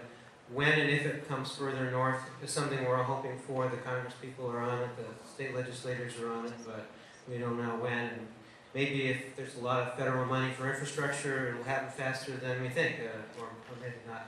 The other thing about state law seriously constrains what local governments can do with tax policy. This is a real problem for the city of Northampton, as it is with every city and every town in the Commonwealth. Our mayor has been very aggressive about trying to see some of those tax policies changed, and things like the Georgist concept of taxation is, I think, way off the state radar screen for now. We just want to get things like, can we ever have a local meals and hotel tax? That would be great. If I may, I just want to go back to some of the things that that are being done in other cities, and I think that they've been started here as well, from what I understand. Things such as the Business Improvement District, those kinds of things. But also, I worked in Washington, D.C. for a couple years in between undergraduate and graduate school, and one of the things that I found really interesting there that I think could be applied in many other places is there's a really good understanding there of, and a good relationship between the developers and the city and how they work together in creating value for the city as well as the developer, because it seems like the easy thing, and as Scott was touching on earlier, and why we've introduced LEED and D as an option that the city might look at for evaluating plans, is because a lot of the things in plans are very hard to quantify. It becomes a qualitative thing, and often it's not the density that's the problem, often it's the configuration of the density, and that's where the urban design comes into it. So in DC, they're pretty good about it's a tough approval process in some areas, like in Alexandria, but they're they're very active in having the approval be of a particular plan that establishes where the open spaces and public spaces will be during it, simultaneous with the density approvals. So it's kind of an interesting give and take, and often they'll actually give more density to the developer as a trade-off for them to develop, to actually make the public space as a value to the community. And that public space in turn is also a value to the developer because it makes the properties adjacent and with access to it more valuable too. So it seems like there are some ways that those moving pieces might be able to be connected in a way that might be beneficial both to the developers and to the city and to the community in developing the public realm. I don't know to what extent you got into this level of detail, but if you examine the demographics, I'm sure you found that there's an aging population. And I'm wondering if you looked at that in terms of elder housing, siting issues, aging in place, different living arrangements. If you did that, I'd like to hear if you did. That's okay too. I would say that we didn't look specifically at any one single population, but what we did look at is how to accommodate a diversity of people and ages and backgrounds and incomes. And one of the things that urbanism is great for is accommodating people with a variety of backgrounds and means available to them, especially the elderly, because what happens a lot of times when you have an elderly person who's living out in the suburbs, they can become trapped there when they're no longer able to drive or no longer able to drive to the grocery store or to have any sort of independence. And one of the things about the kind of designs that we're proposing is these walkable neighborhoods in which somebody who's elderly could live in one of these units and be able to walk to the grocery store or be able to walk down the street to maybe where one of their kids lives or to a park that's nearby. And actually we did, on Hospital Hill, there is currently planned an assisted living home in the proposal for the CIC, and we kept that in our plan. And actually we cited it in a way that was prominent within the scheme, so that and gave it a very nice architectural gesture, and so that the people who are living in that assisted living unit could have the dignity and access to parks and local public spaces and restaurants and a grocery store and things like that, so that they're not pushed out to the outskirts of a place, but integrated within the rest of the community. And I would just like to add that the senior living that's on Conn Street, that was something that we also did take into account when we decided to put some mixed-use retail and commercial at the southern entrance into the city at the intersection of Pleasant and Conns. It seems that the architecture is very traditional and in some sense it's classical with the public buildings. I'm wondering, well, my sense is that some of the more vibrant, dynamic small urban areas have a more eclectic mix of architecture and more contemporary architecture brought in, and especially with some of the new green roofs and new kinds of buildings that are being tried in different parts of the country.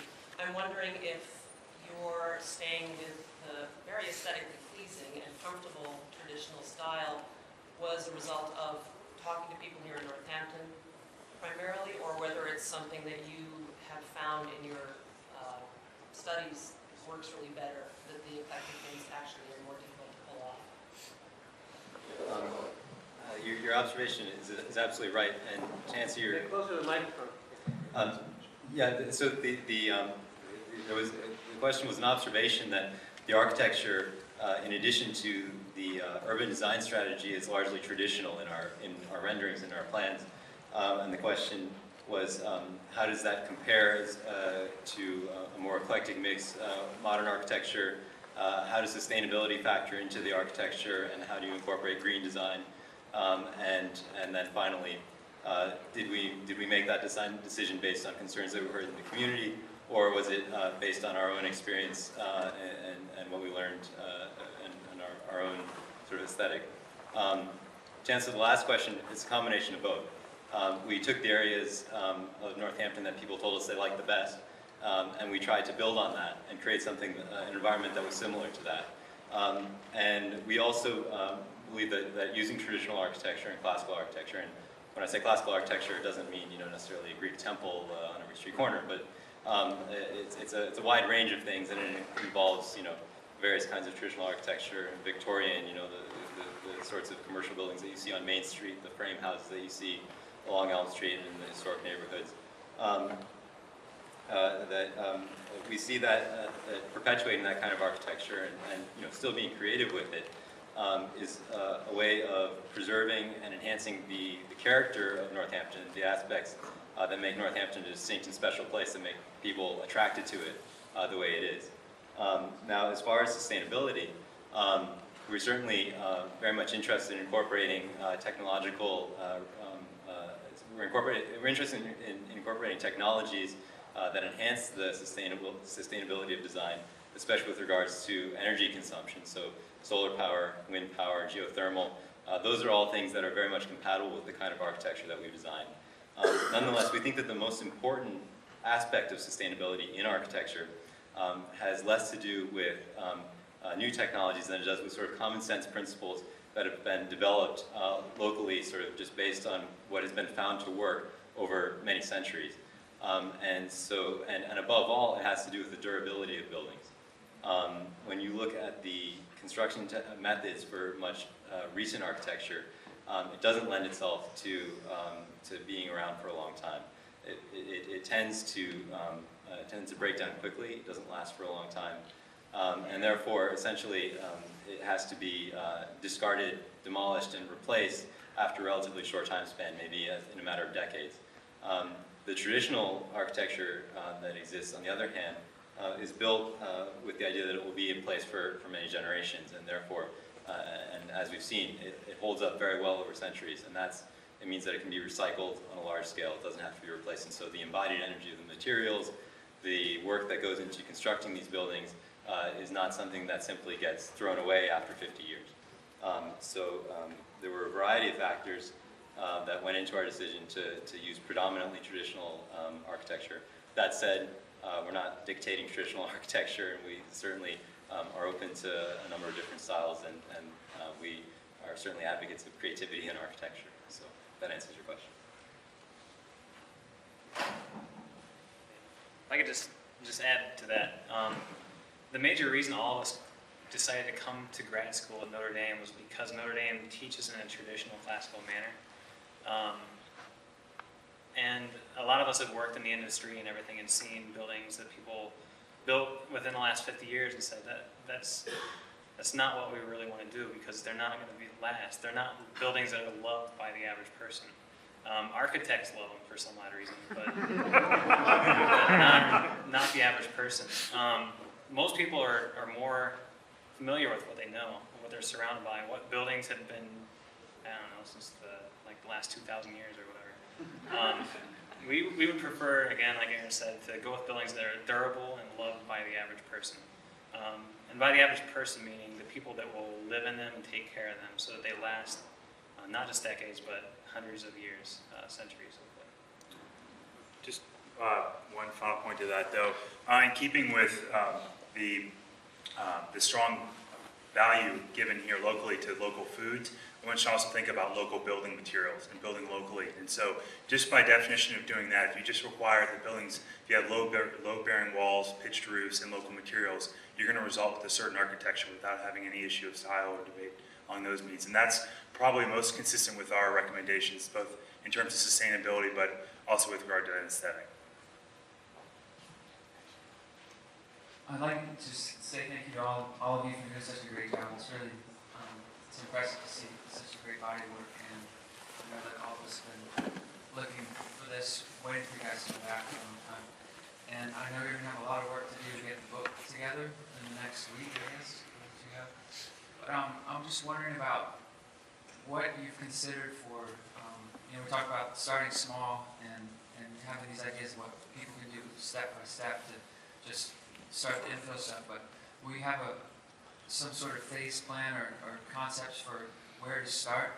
It seems like the gates to the city seem like a big you know, if you're going to come all the way out Pleasant Street with development, you're going to want to have some edge to it, or some completion of the concept. So I was just wondering, are you going to provide that kind of phased structure within the planning as well?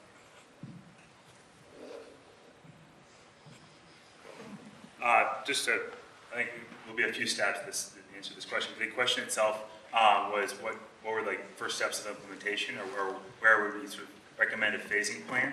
Yeah. And if that were the case, I mean, I think the short answer is that we're presenting a regulating plan as part of the code, the form-based code, which in it incorporates all of our recommendations, and part of it there then allows for the natural growth of the city as to where the market, you know, if there's development that seeks to occur at, Pleasant Street, or for it's at King Street or the infill, when it does occur, those places that we anticipated occurring would follow that form. So it's not so much that we're dictating things should happen here first and there. It's anticipated that the infill will probably occur before the larger intervention strategies. But by laying the foundation of a form-based code, then it would you're sort of allowing it when it's to occur there. That's the shape it would take to allow us to creep to the market. If I could interject on behalf of the Northampton Design Forum, this question has come up a lot. Well, where are we going to go with this, and what's going to happen to it? And that's not really up to our advisors from Notre Dame. That's really up to us as a community. And I hope that we're going to have a discussion as a community about how to, if we like these ideas, how do we bring them about? And because these are really long-term visions, and it takes time, and it takes a strategy to put them in place. And we haven't really asked them, nor have they given us that step-by-step strategy for how to do it. That's going to be largely up to us, and I think we can once we decide, if we decide that these are good ideas. So, Fran. I want to add my thanks too. I think this has just been a very exciting fall for all of us, and you've given us so much to think about, and we're going to be thinking about it for a long time. Thank you so much. I have, I think, a rather ill-formed academic question. One of the things that I've just loved from this is the series of slides that Aaron showed at the very beginning of what Northampton looked like in 1800 and 1900, 1950. And in a way, I think those pictures illustrate our attitudes about where we want to live and work and how things should grow. And up until 1950, we were all happy to live in town. That was the world taken for granted. And then we sprawled. The car came along, but the car was here long before 1950. Then we sprawled, and we're now in a kind of, it seems to me, a kind of a no man's land, because we're still sprawling. But at the same time, it seems like we're beginning to think about coming back into the center. And so my question has to do with your observations of how architecture represents where people's attitudes are and where it leads where people's attitudes are, and where are we right now historically in all that?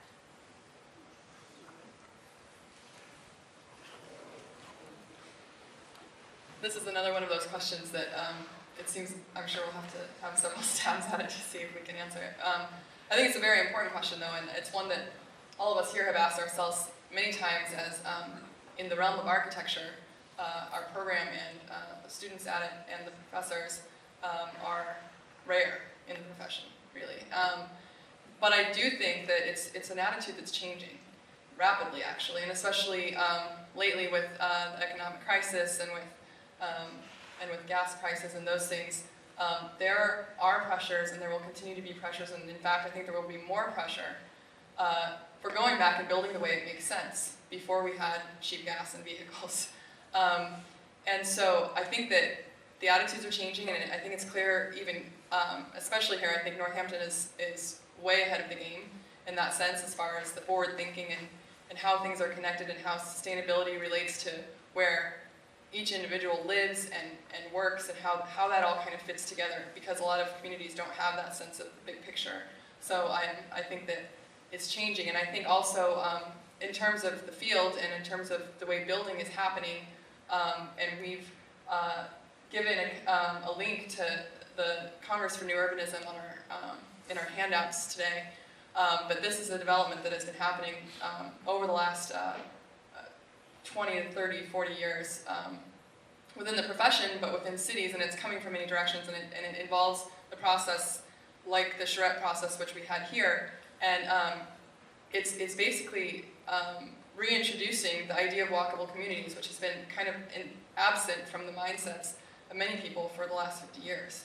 And in fact, it's actually creating a lot of value, because where they've actually gone and built these communities, they've been so marketable and so valuable that they become almost resort communities, because people like them so much. It creates a very high value, even though the lots are a little smaller and the houses might be a little smaller. It's the proximity to things that people value. So I think it's shifting, and I think it's going to continue to shift, and hopefully, despite some of the economic issues and a lot of the grief that comes along with that, and the kind of tough things we may have to face, I hope that it's all going to end up for the better in the end. To follow up with Glenda's points, I think that we're coming up upon a time in which, with regard to issues of both the economy, but also in the environment and with social issues, that we're confronting, for lack of a better term, some of the hubris of the 20th century, and its fascination with technology, just for technology's sake, and sort of it just getting bigger and bigger and bigger with issues of scale, and that sort of led to an atomization of society, and people are sort of feeling more estranged, yet more crowded, and all these issues coming together. And it leads to sort of two divergent approaches to the city when it comes to architecture, and one of them would be the city as a place of entertainment, or you get these gimmick buildings, that by starchitects, what they call so-called starchitects, that invoke sort of sculptural pieces in the center of town. That it's seen that the typical example there would be Gary in Bilbao, that using architecture as a means to attract people to the city, which is a wonderful idea. But I don't know if that's sufficient to generate a culture within the city that's self-sustaining in the long term. But that's one approach. Another approach, though, as we see with the Katrina Cottage and other several popular examples, that architecture is getting a little simpler and smaller, and that you're going to see that more people moving towards smaller units, in which some of those designs are also allow for a more healthy lifestyle. But there's that sense of that sort of we have this problem with obesity in America, and all these other things sort of dovetail on the same issue. And so I see the architecture getting a little simpler as well, but celebrating more. But it will be an issue. And I guess there's perhaps a third trend, which may be sort of emerging trend, which relates to urban agriculture, and the desire for people to raise some of their own food. And so that may have a change or an impact on the form of cities as people sort of look to new agricultural and communities that are both urban and yet have that capacity.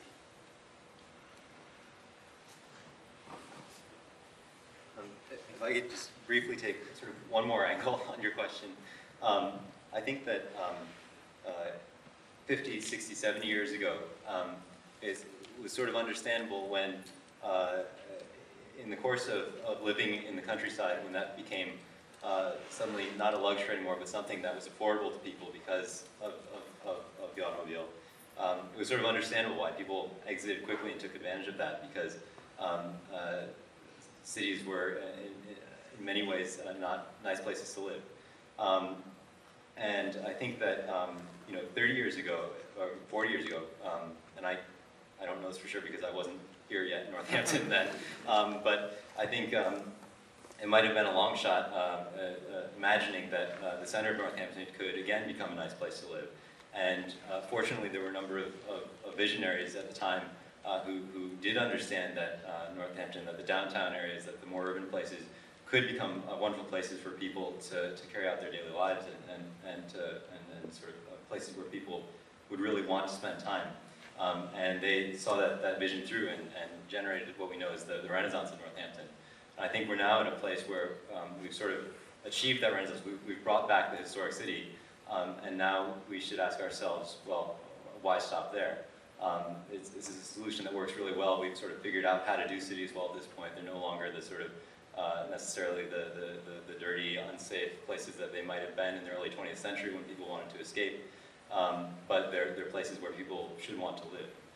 And I think more and more people are coming to that realization, and so we're trying to essentially provide a means by which that could happen.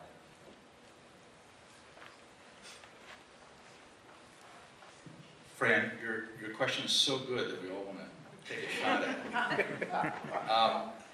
And I guess what I want to say is that there's a lot of good news. There's good news and there's bad news, and it strikes me as a very complicated kind of situation. And I was thinking that there's actually something that Scott was telling us about earlier in the day that sort of illustrates the issue, which is something from The Onion, which the headline in The Onion said that 98% of Americans want other people to use public transportation. And so the problem is that sprawl attitudes are in us, right? You spoke of at one point in our history we were happy to live, in compact, walkable communities, and somehow we've lost that, and we've lost it for a whole lot of reasons. But part of it is that even though we may think and may sincerely want to live in walkable, compact communities, we don't understand that that means density, right? And that we're afraid of density, and yet we don't recognize that density actually is what makes compact living possible, makes public transportation possible, makes preservation of the landscape possible. We're somewhat afraid of it when, in fact, those of us who've lived in relatively dense situations, and by relatively dense, I'm talking about the kinds of neighborhoods in Northampton, right, which are not, they're the places that are lots denser than Northampton, and that these are pleasant places to live, right? There are pleasures to be had from living in compact, walkable, mixed-use environments. And we've sort of forgotten how to take pleasure in those environments. But it's also the case that it's not just a cultural habit. It's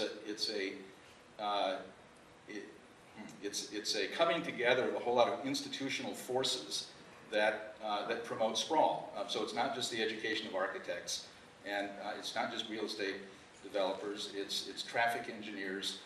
It's financing mechanisms. All of those kinds of things that come together to play a role in creating the built environment. So the question came up earlier about what do you do in Northampton? And I think some of the points that were made were really terrific with respect to if you want a sustainable built environment, one of the great things you could do just off the top is use local materials, make bearing wall buildings with pitched roofs, and just kind of leave it at that. And if there was just that kind of constraint on building, you would start to get a pleasing kind of architecture that would last for a long time. To that, I would want to add that you should really try to have these things financed by local banks, right? Have things financed by the local communities, by persons and institutions who have a long-term interest in the community itself, and who are not looking to, satisfy shareholders who are scattered throughout the world. And so I think you want local financing. I think you want local builders, right? That the best places in the world, they may have had great buildings that were designed by some great architect, a great signature building designed by a great architect, but they're mostly made up of good, durable buildings that are designed and built by people who are part of the local community. And so I think the one thought I guess that I would suggest, that I would leave out of all this is that really nurture your local architects, nurture your local builders, and understand that when you get them working together in pursuit of a common goal that's represented by, I hope might be represented by a plan like this, that's really the way to push it forward. Ready for the next question? Joe. I just want to add my thanks and applause for everything that you've done. I feel like my short question should have come much further before Fran's, but how do schools fit into this? Are there neighborhood schools?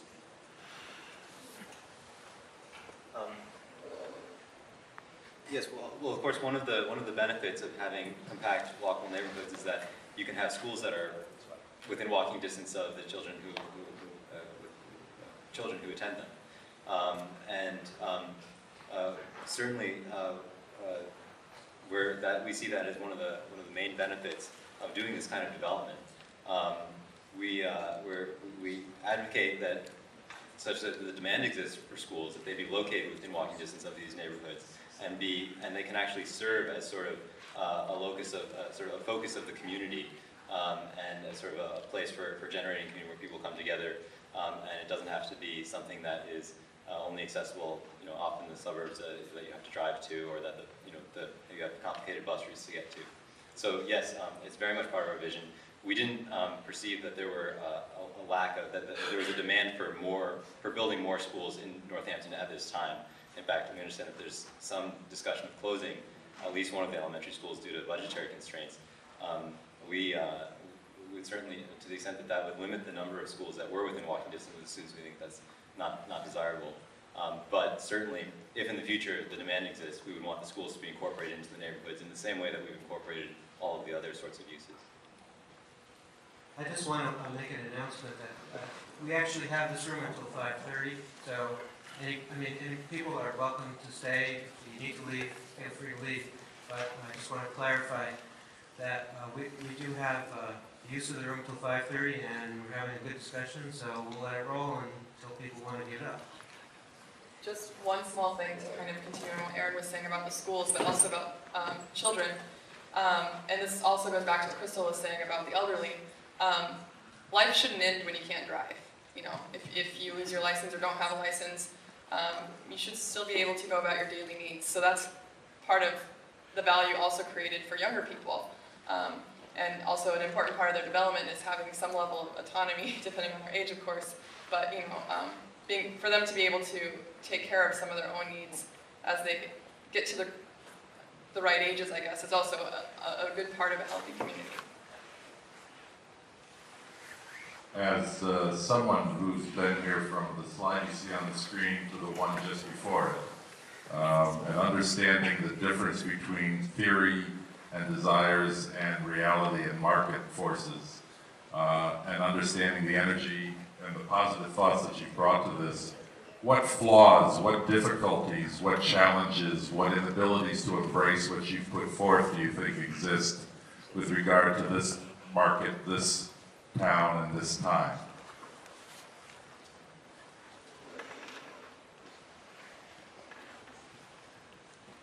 I'd say the initial reaction to your comment is that the scope is just so overwhelming for most people that it's hard to get around. Do you hear it? I'm sorry. Yeah. The scope of the project is just so large that a lot of people have a hard time getting their minds wrapped around it. And part of that is because it's shown in images and everything as if it were today. You have to think about this stuff long term. And as long as you have the vision there, that hopefully that relates to the projects that will go from today all the way through to the next 100 years. So I think probably the hardest part of implementing the plan is just getting people to embrace the idea that this is real, that it can happen.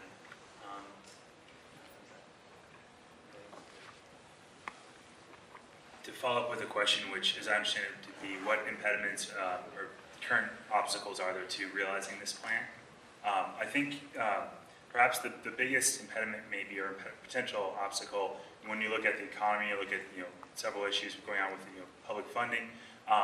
In general, it's the issues of transparency of the process and predictability. With regard to developers, having that sense of knowing what's going to happen next and what's going to happen next door is one of the things that holds and may hold back development. Whereas if there is a plan in place, there's some sort of vision that's been implemented, and that may come through the form of a regulating plan, or it may come through any number of sort of concrete provisions. That armature, then people can start to fill out that armature, and as the market is there for the growth. But I think that's perhaps the one thing that may be the initial obstacle. I'd like to just pause for a minute. We're losing a lot of people, so why don't we acknowledge our presenters for their wonderful job, and anybody who wants to stay and continue talking with them is welcome to do so.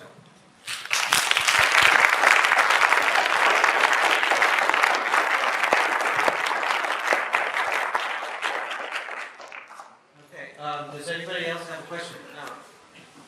If you want to come to the front, I mean, we might not need to use the mic so much. Just specifically on the infill and increasing density. In Northampton, in a lot of the neighborhoods, the land that's left, that's open, the land that's left in lots of the urban neighborhoods in Northampton is wetlands. Or for one reason or another wasn't built on because it wasn't suitable 100 years ago or 50 years ago. And those have become, in essence, neighborhood parks. A lot of times people think they're part of the neighborhood. And they're often part of an essential part of the drainage system. I mean, after all, wetlands are topography, they're the low points.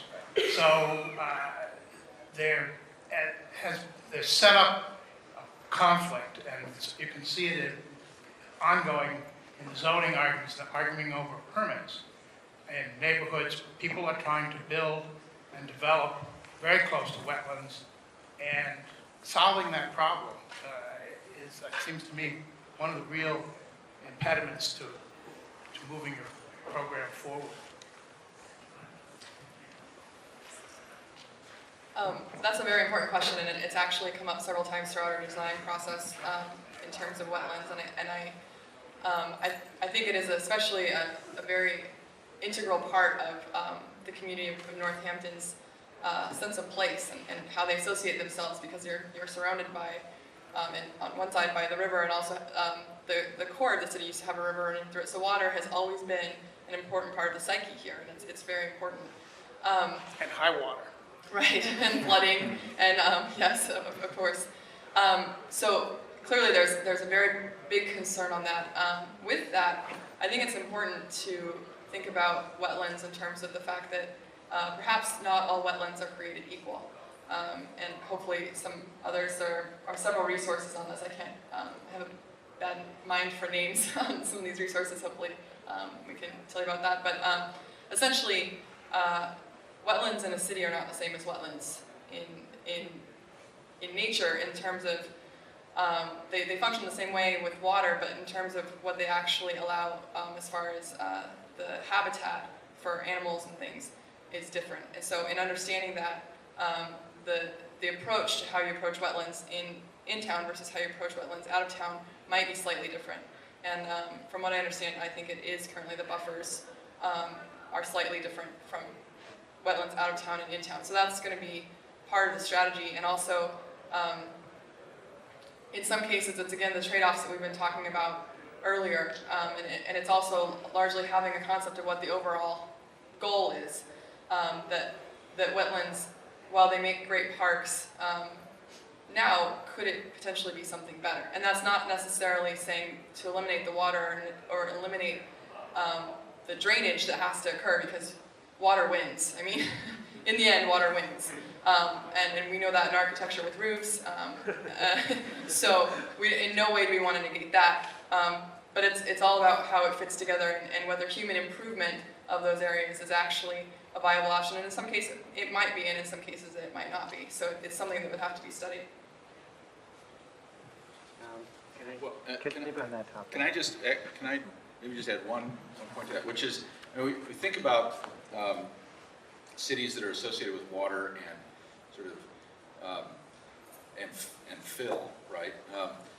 And I'm thinking, one place where obviously the human interventions, into a naturally wet environment have had catastrophic consequences, or have set up catastrophic possibilities that in fact have happened. And I'm thinking particularly of New Orleans, right? I mean, New Orleans is a kind of a textbook example of an overextension, of a kind of hubris of human intervention into a landscape that is trying to make a landscape do something that it really can't do and can't sustain. But a different example of human intervention that I would argue is far more successful can be seen in Boston, can be seen in Charleston. That if you look at what Boston was like in its early settlement. It was, all this swampy lowland around Shawmut Point that has been, chopped and filled. And if you think about what Back Bay is and what Back Bay was in 1840 and what Back Bay was, by the year 1900, and it was a huge engineering feat that nevertheless has made Boston a really sustainable, beautiful human environment in which human beings can flourish. And so you have on the one hand, there's good ways to do this and there's bad ways to do this. I would argue that Boston is sustainable as an urban environment in a way that New Orleans, at least as New Orleans has been built out since 1945, is not sustainable as an urban environment. So it's not just a matter of you never fill a wetlands or you always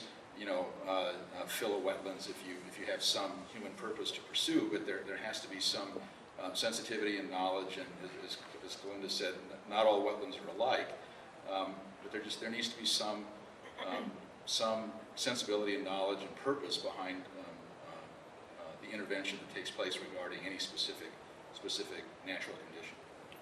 And just one follow-up comment to that, though. I think it's important to note that much of the infill that we proposed would not necessarily occur on wetlands, but rather on places where you've got parking lots in front of buildings, and either extending the building to the street or putting the parking behind the building, and just infill and getting rid of those what we call the missing teeth along the street edge to create a spatial condition on the street. And so, for example, another example would be the farmers market behind Main Street, and that currently is a parking lot. So if that were to become a space, that's another opportunity for infill. So.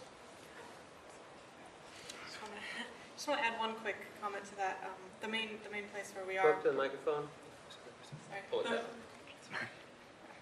The one place where we are actually proposing infill of wetland are those two parks south of Main Street. And one thing that's been brought to our attention is that Wayne Fiden, the planning director, is currently looking at what it would be like if the Mill River were reintroduced in that area.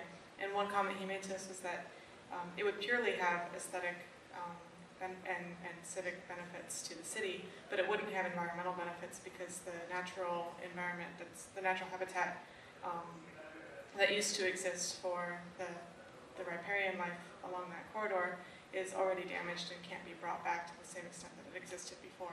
And so the kind of parks that we're proposing wouldn't interfere with otherwise reintroducing that kind of natural habitat. I'd like to push back against the notion that in-town wetlands are necessarily less valuable than ones further out. I agree that's true with natural habitat, having a nice, large, unfragmented habitat. However, I think that's not true with respect to water pollution or flood control, simply because in town there's quite a bit more property at risk. And I think within the past 5 years, the Pioneer Valley Planning Commission has basically begged people not to add impervious surface within 50 feet of streams because that non-point source pollution, the oils, the salts, the sand, flows in the Connecticut River, which people have spent so much time and money cleaning up over the past half a century. So I think there needs to be a balance of interests here. And I know the EPA, among other bodies, has mentioned the remaining in-town wetlands in urban areas are actually quite valuable. In fact, in some jurisdictions, they ask for wider buffer zones in high developed areas because of these pollution issues. There's a couple comments to that too. We're certainly in favor of that. One of the things that we had in the plans was preserving the Barrett Street Marsh, where we're told there's quite a thriving beaver community along King Street. And the only thing that we really want to do to that is add maybe pedestrian access so that people can actually enjoy that natural habitat more. And certainly there's a new urbanist development called Ion near Charleston in South Carolina that has a similar condition in which you're walking along a really nice urban environment, and all of a sudden you come along this natural preserve, and you're able to sort of wander in there and completely forget that you're even in an urban environment. And so it's nice to have those two in close proximity. And we're certainly on board with that. And the other thing I would like to add is that there's a resource we've put in your handouts called lightimprint.org. And one of the things that we're thinking about when we design these cities is not necessarily paving over all of the surfaces. So We don't necessarily want to have all of the streets or all of the parking lots or all of the alleys be impervious surfaces. We're not looking to pave over the city. There's a lot of different options. Parking lots could be gravel. The city streets could be paved with pavers of some sort in which water is allowed to drain through the streets. So these are things that are certainly within our consciousness and that we hope that you are able to look at as a city. One quick additional comment is that we all just got back from Rome in the spring, and Rome doesn't really have a sewer system or a storm sewer system at all.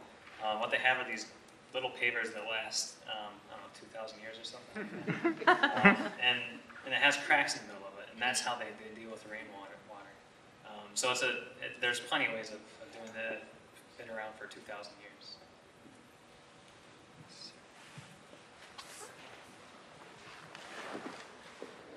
I'm from the floor section. I don't know what you have to say. Nobody else has. And I'm sorry I missed the earlier part of this because I was in Worcester for a meeting. I have concern that you designated an area north on Route 9, north of the VA hospital, as a development zone. And you should be aware of the fact that, or at least I saw that on your site, I don't know whether you changed it, but you should be aware of the fact that there is sentiment in the city for not doing more suburban development, and that is an area that so far is not suburban developed. And there's a feeling that we really should have wildlife corridors, and that sort of interferes with that idea. So I sent you an email, although it bounced back the first time, and we sent it again, that I don't think that that's a desirable attribute. I didn't have time to read a lot of your stuff, but in general, I find that a lot of sort of ideas about planning tend to ignore what had happened before. So it's like from this day forward, you're going to do so much suburban and so much urban, as if the city had not had an enormous period of suburban development in behind it. So I'm active in an organization that deals with open space preservation, and I was at one of your charrettes on Main Street. So I would highly recommend that be removed because it's simply chewing up the countryside again and again, and people have said that they don't want to do that. Thank you. Guys, just for clarification of the question, you were referring to the development that we had proposed in Leeds to the west of Route 9, is that right? Adjacent to Route 9. So it's the orange box northwest. Pointer? I don't know what the pointer went.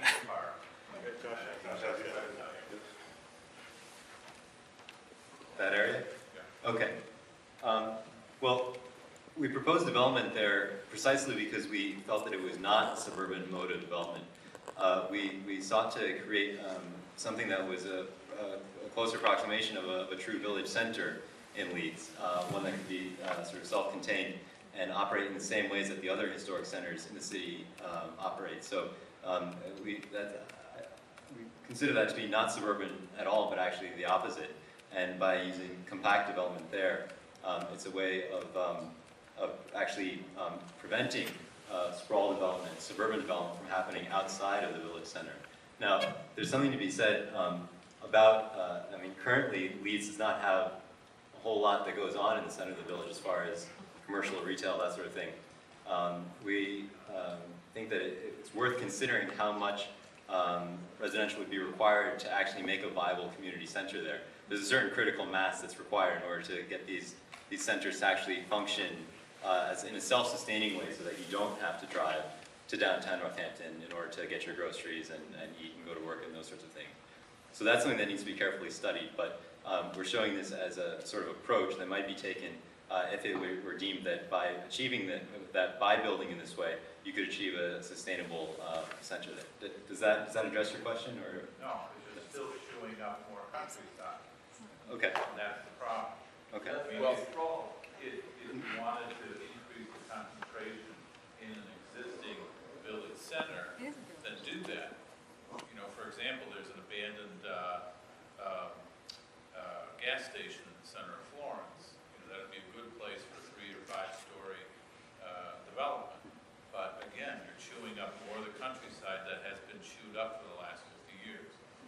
I think you bring up a really good point, and actually we have some other diagrams that I think will be very helpful in this discussion.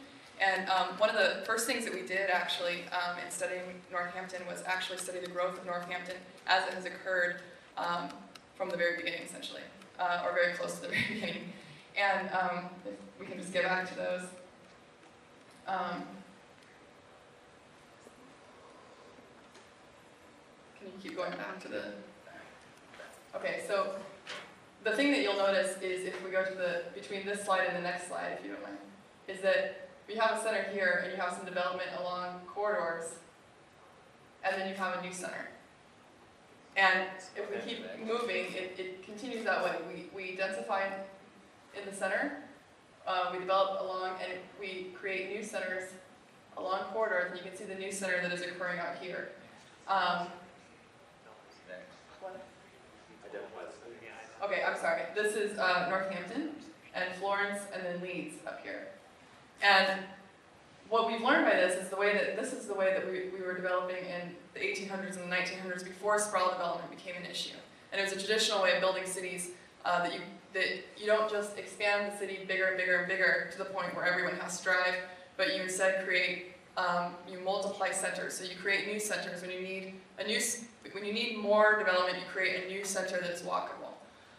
And so in that way, and of course this is all dependent on market pressures and whether or not the growth actually occurs. If we could move ahead to the diagram that shows what would happen if we didn't propose growth in the same ways that let me start that again. All of the growth that we're proposing is in this traditional way. So we are densifying all of the existing centers, and actually we have not proposed additional growth along corridors at this point. Unless there's already growth there, such as in Florence. Now this diagram is supposed to be a little bit scary in a way, because what it does is it shows what would happen to the area if the sprawl development continues, and it's proposing the minimal amount of density that we're proposing.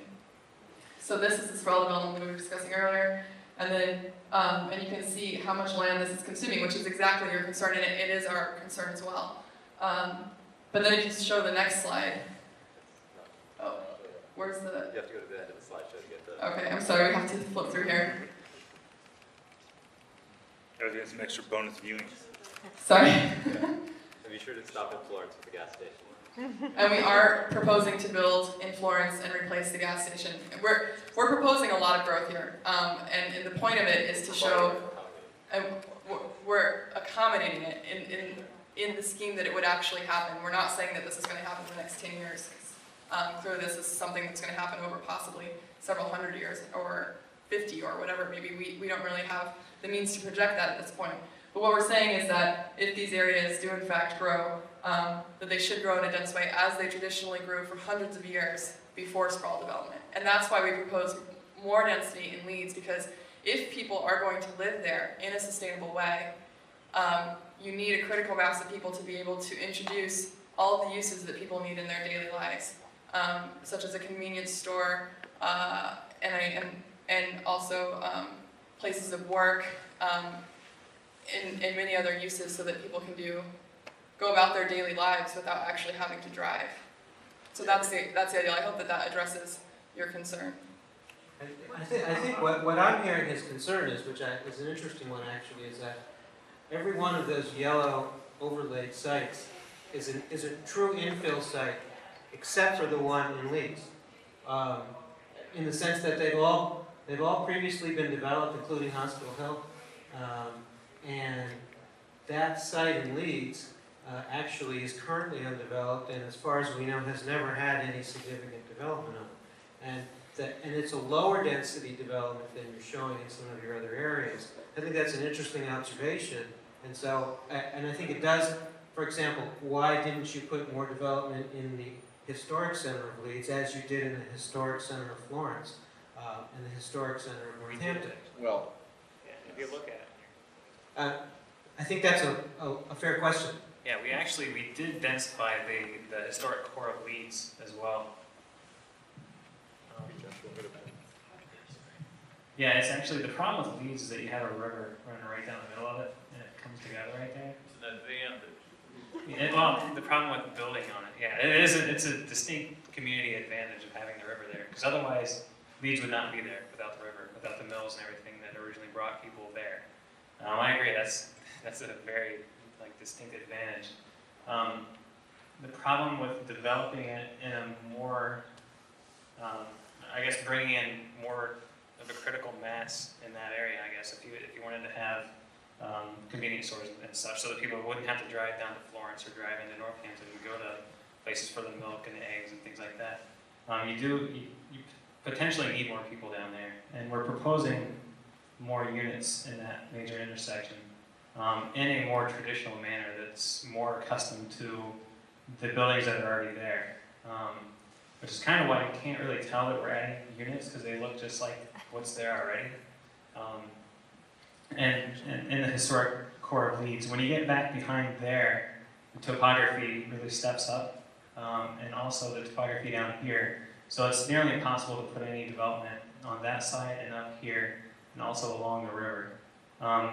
Leeds, I know it has a distinct character in itself that's, it's not as dense as Florence, and not nearly as dense as Northampton, so it's just a different character.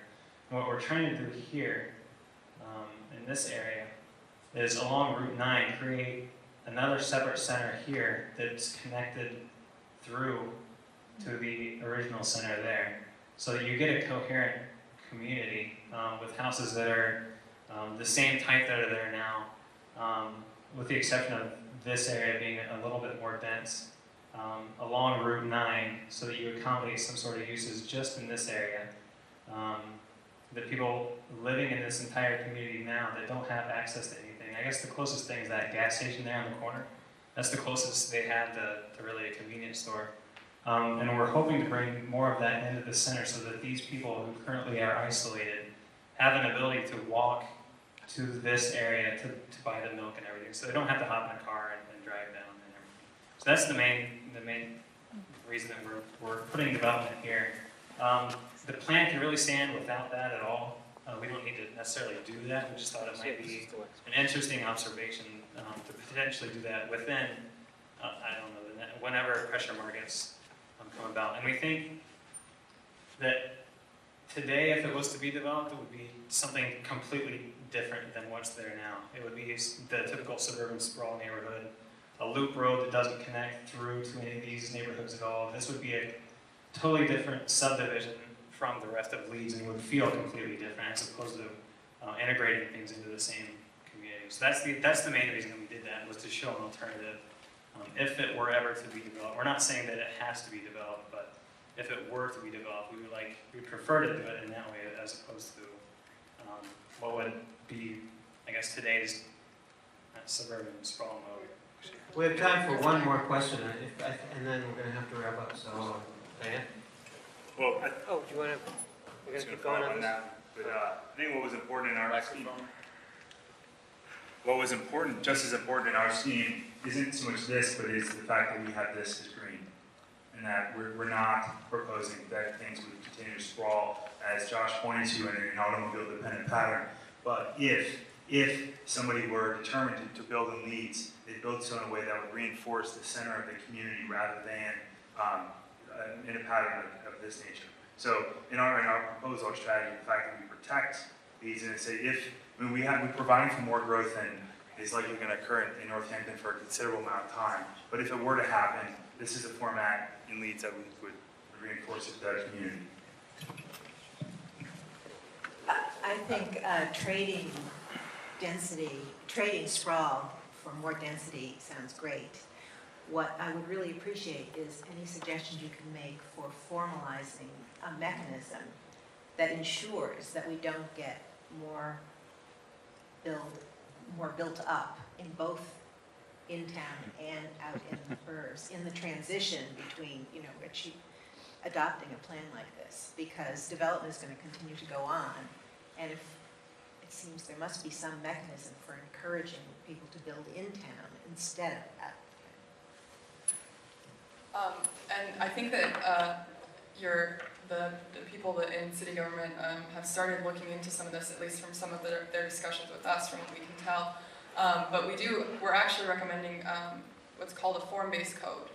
And what the code does is it actually the idea is that rather than restricting what you can build by zone and by use, you actually restrict the type of building that can be built on a site. So, and types vary between what you might find on Main Street, where you have the lower level of commercial and the upper levels of residential or offices, all the way down to a single-family house on a lot by itself.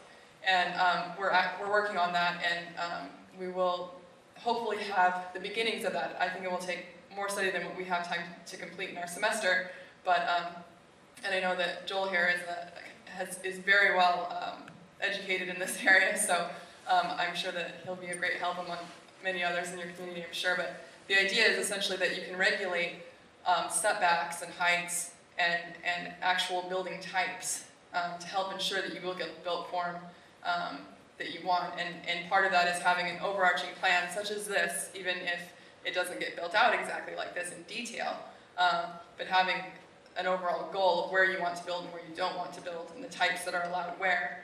And then that turns in, something like this eventually turns into a regulating plan, which looks like a zoning plan, but it's different in that it's form-based, so it's regulating the physical form of it rather than the use. And the density. And the density as well. I'm going to intercede now and segue to our conclusion, because first of all, I want to thank everybody for coming and doing a terrific job here. I also want to do, since the question came up, I do briefly want to try to answer your question, Diane, because I think when it comes to the urban parts of the city, the form-based code ideas that were talked about are a very viable solution, but I think there's two parts to that, and you were asking about both of them. The other part, which in many ways is harder, and it's not really under discussion right now, but has to become under discussion, is what do we do about keeping all of those areas that are white, that we want to keep white or green, that way. And the city is doing some things right now. They're working on 3 basic fronts, which many of you are aware of. They're buying land for conservation, they're buying conservation restrictions. That keeps that land from being developed. They recently changed subdivision standards so that, which makes it much more expensive to develop in those parts of the town where we're trying to discourage development. And although that seems like a sort of a technical thing, it actually, if you talk to developers, they'll tell you it's scaring them away in those areas.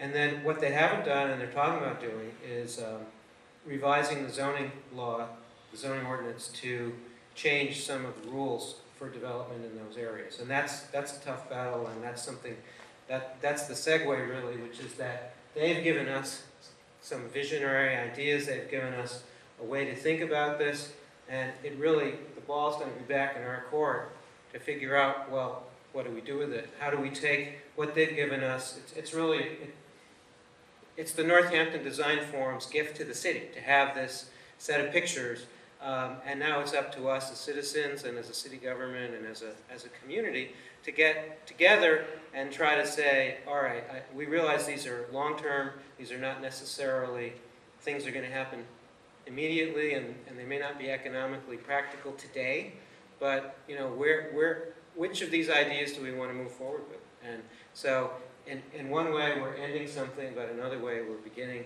a whole new thing. And it's the next stage in becoming sustainable Northampton. So thank you all very much for coming and sitting through the long afternoon. And thank you.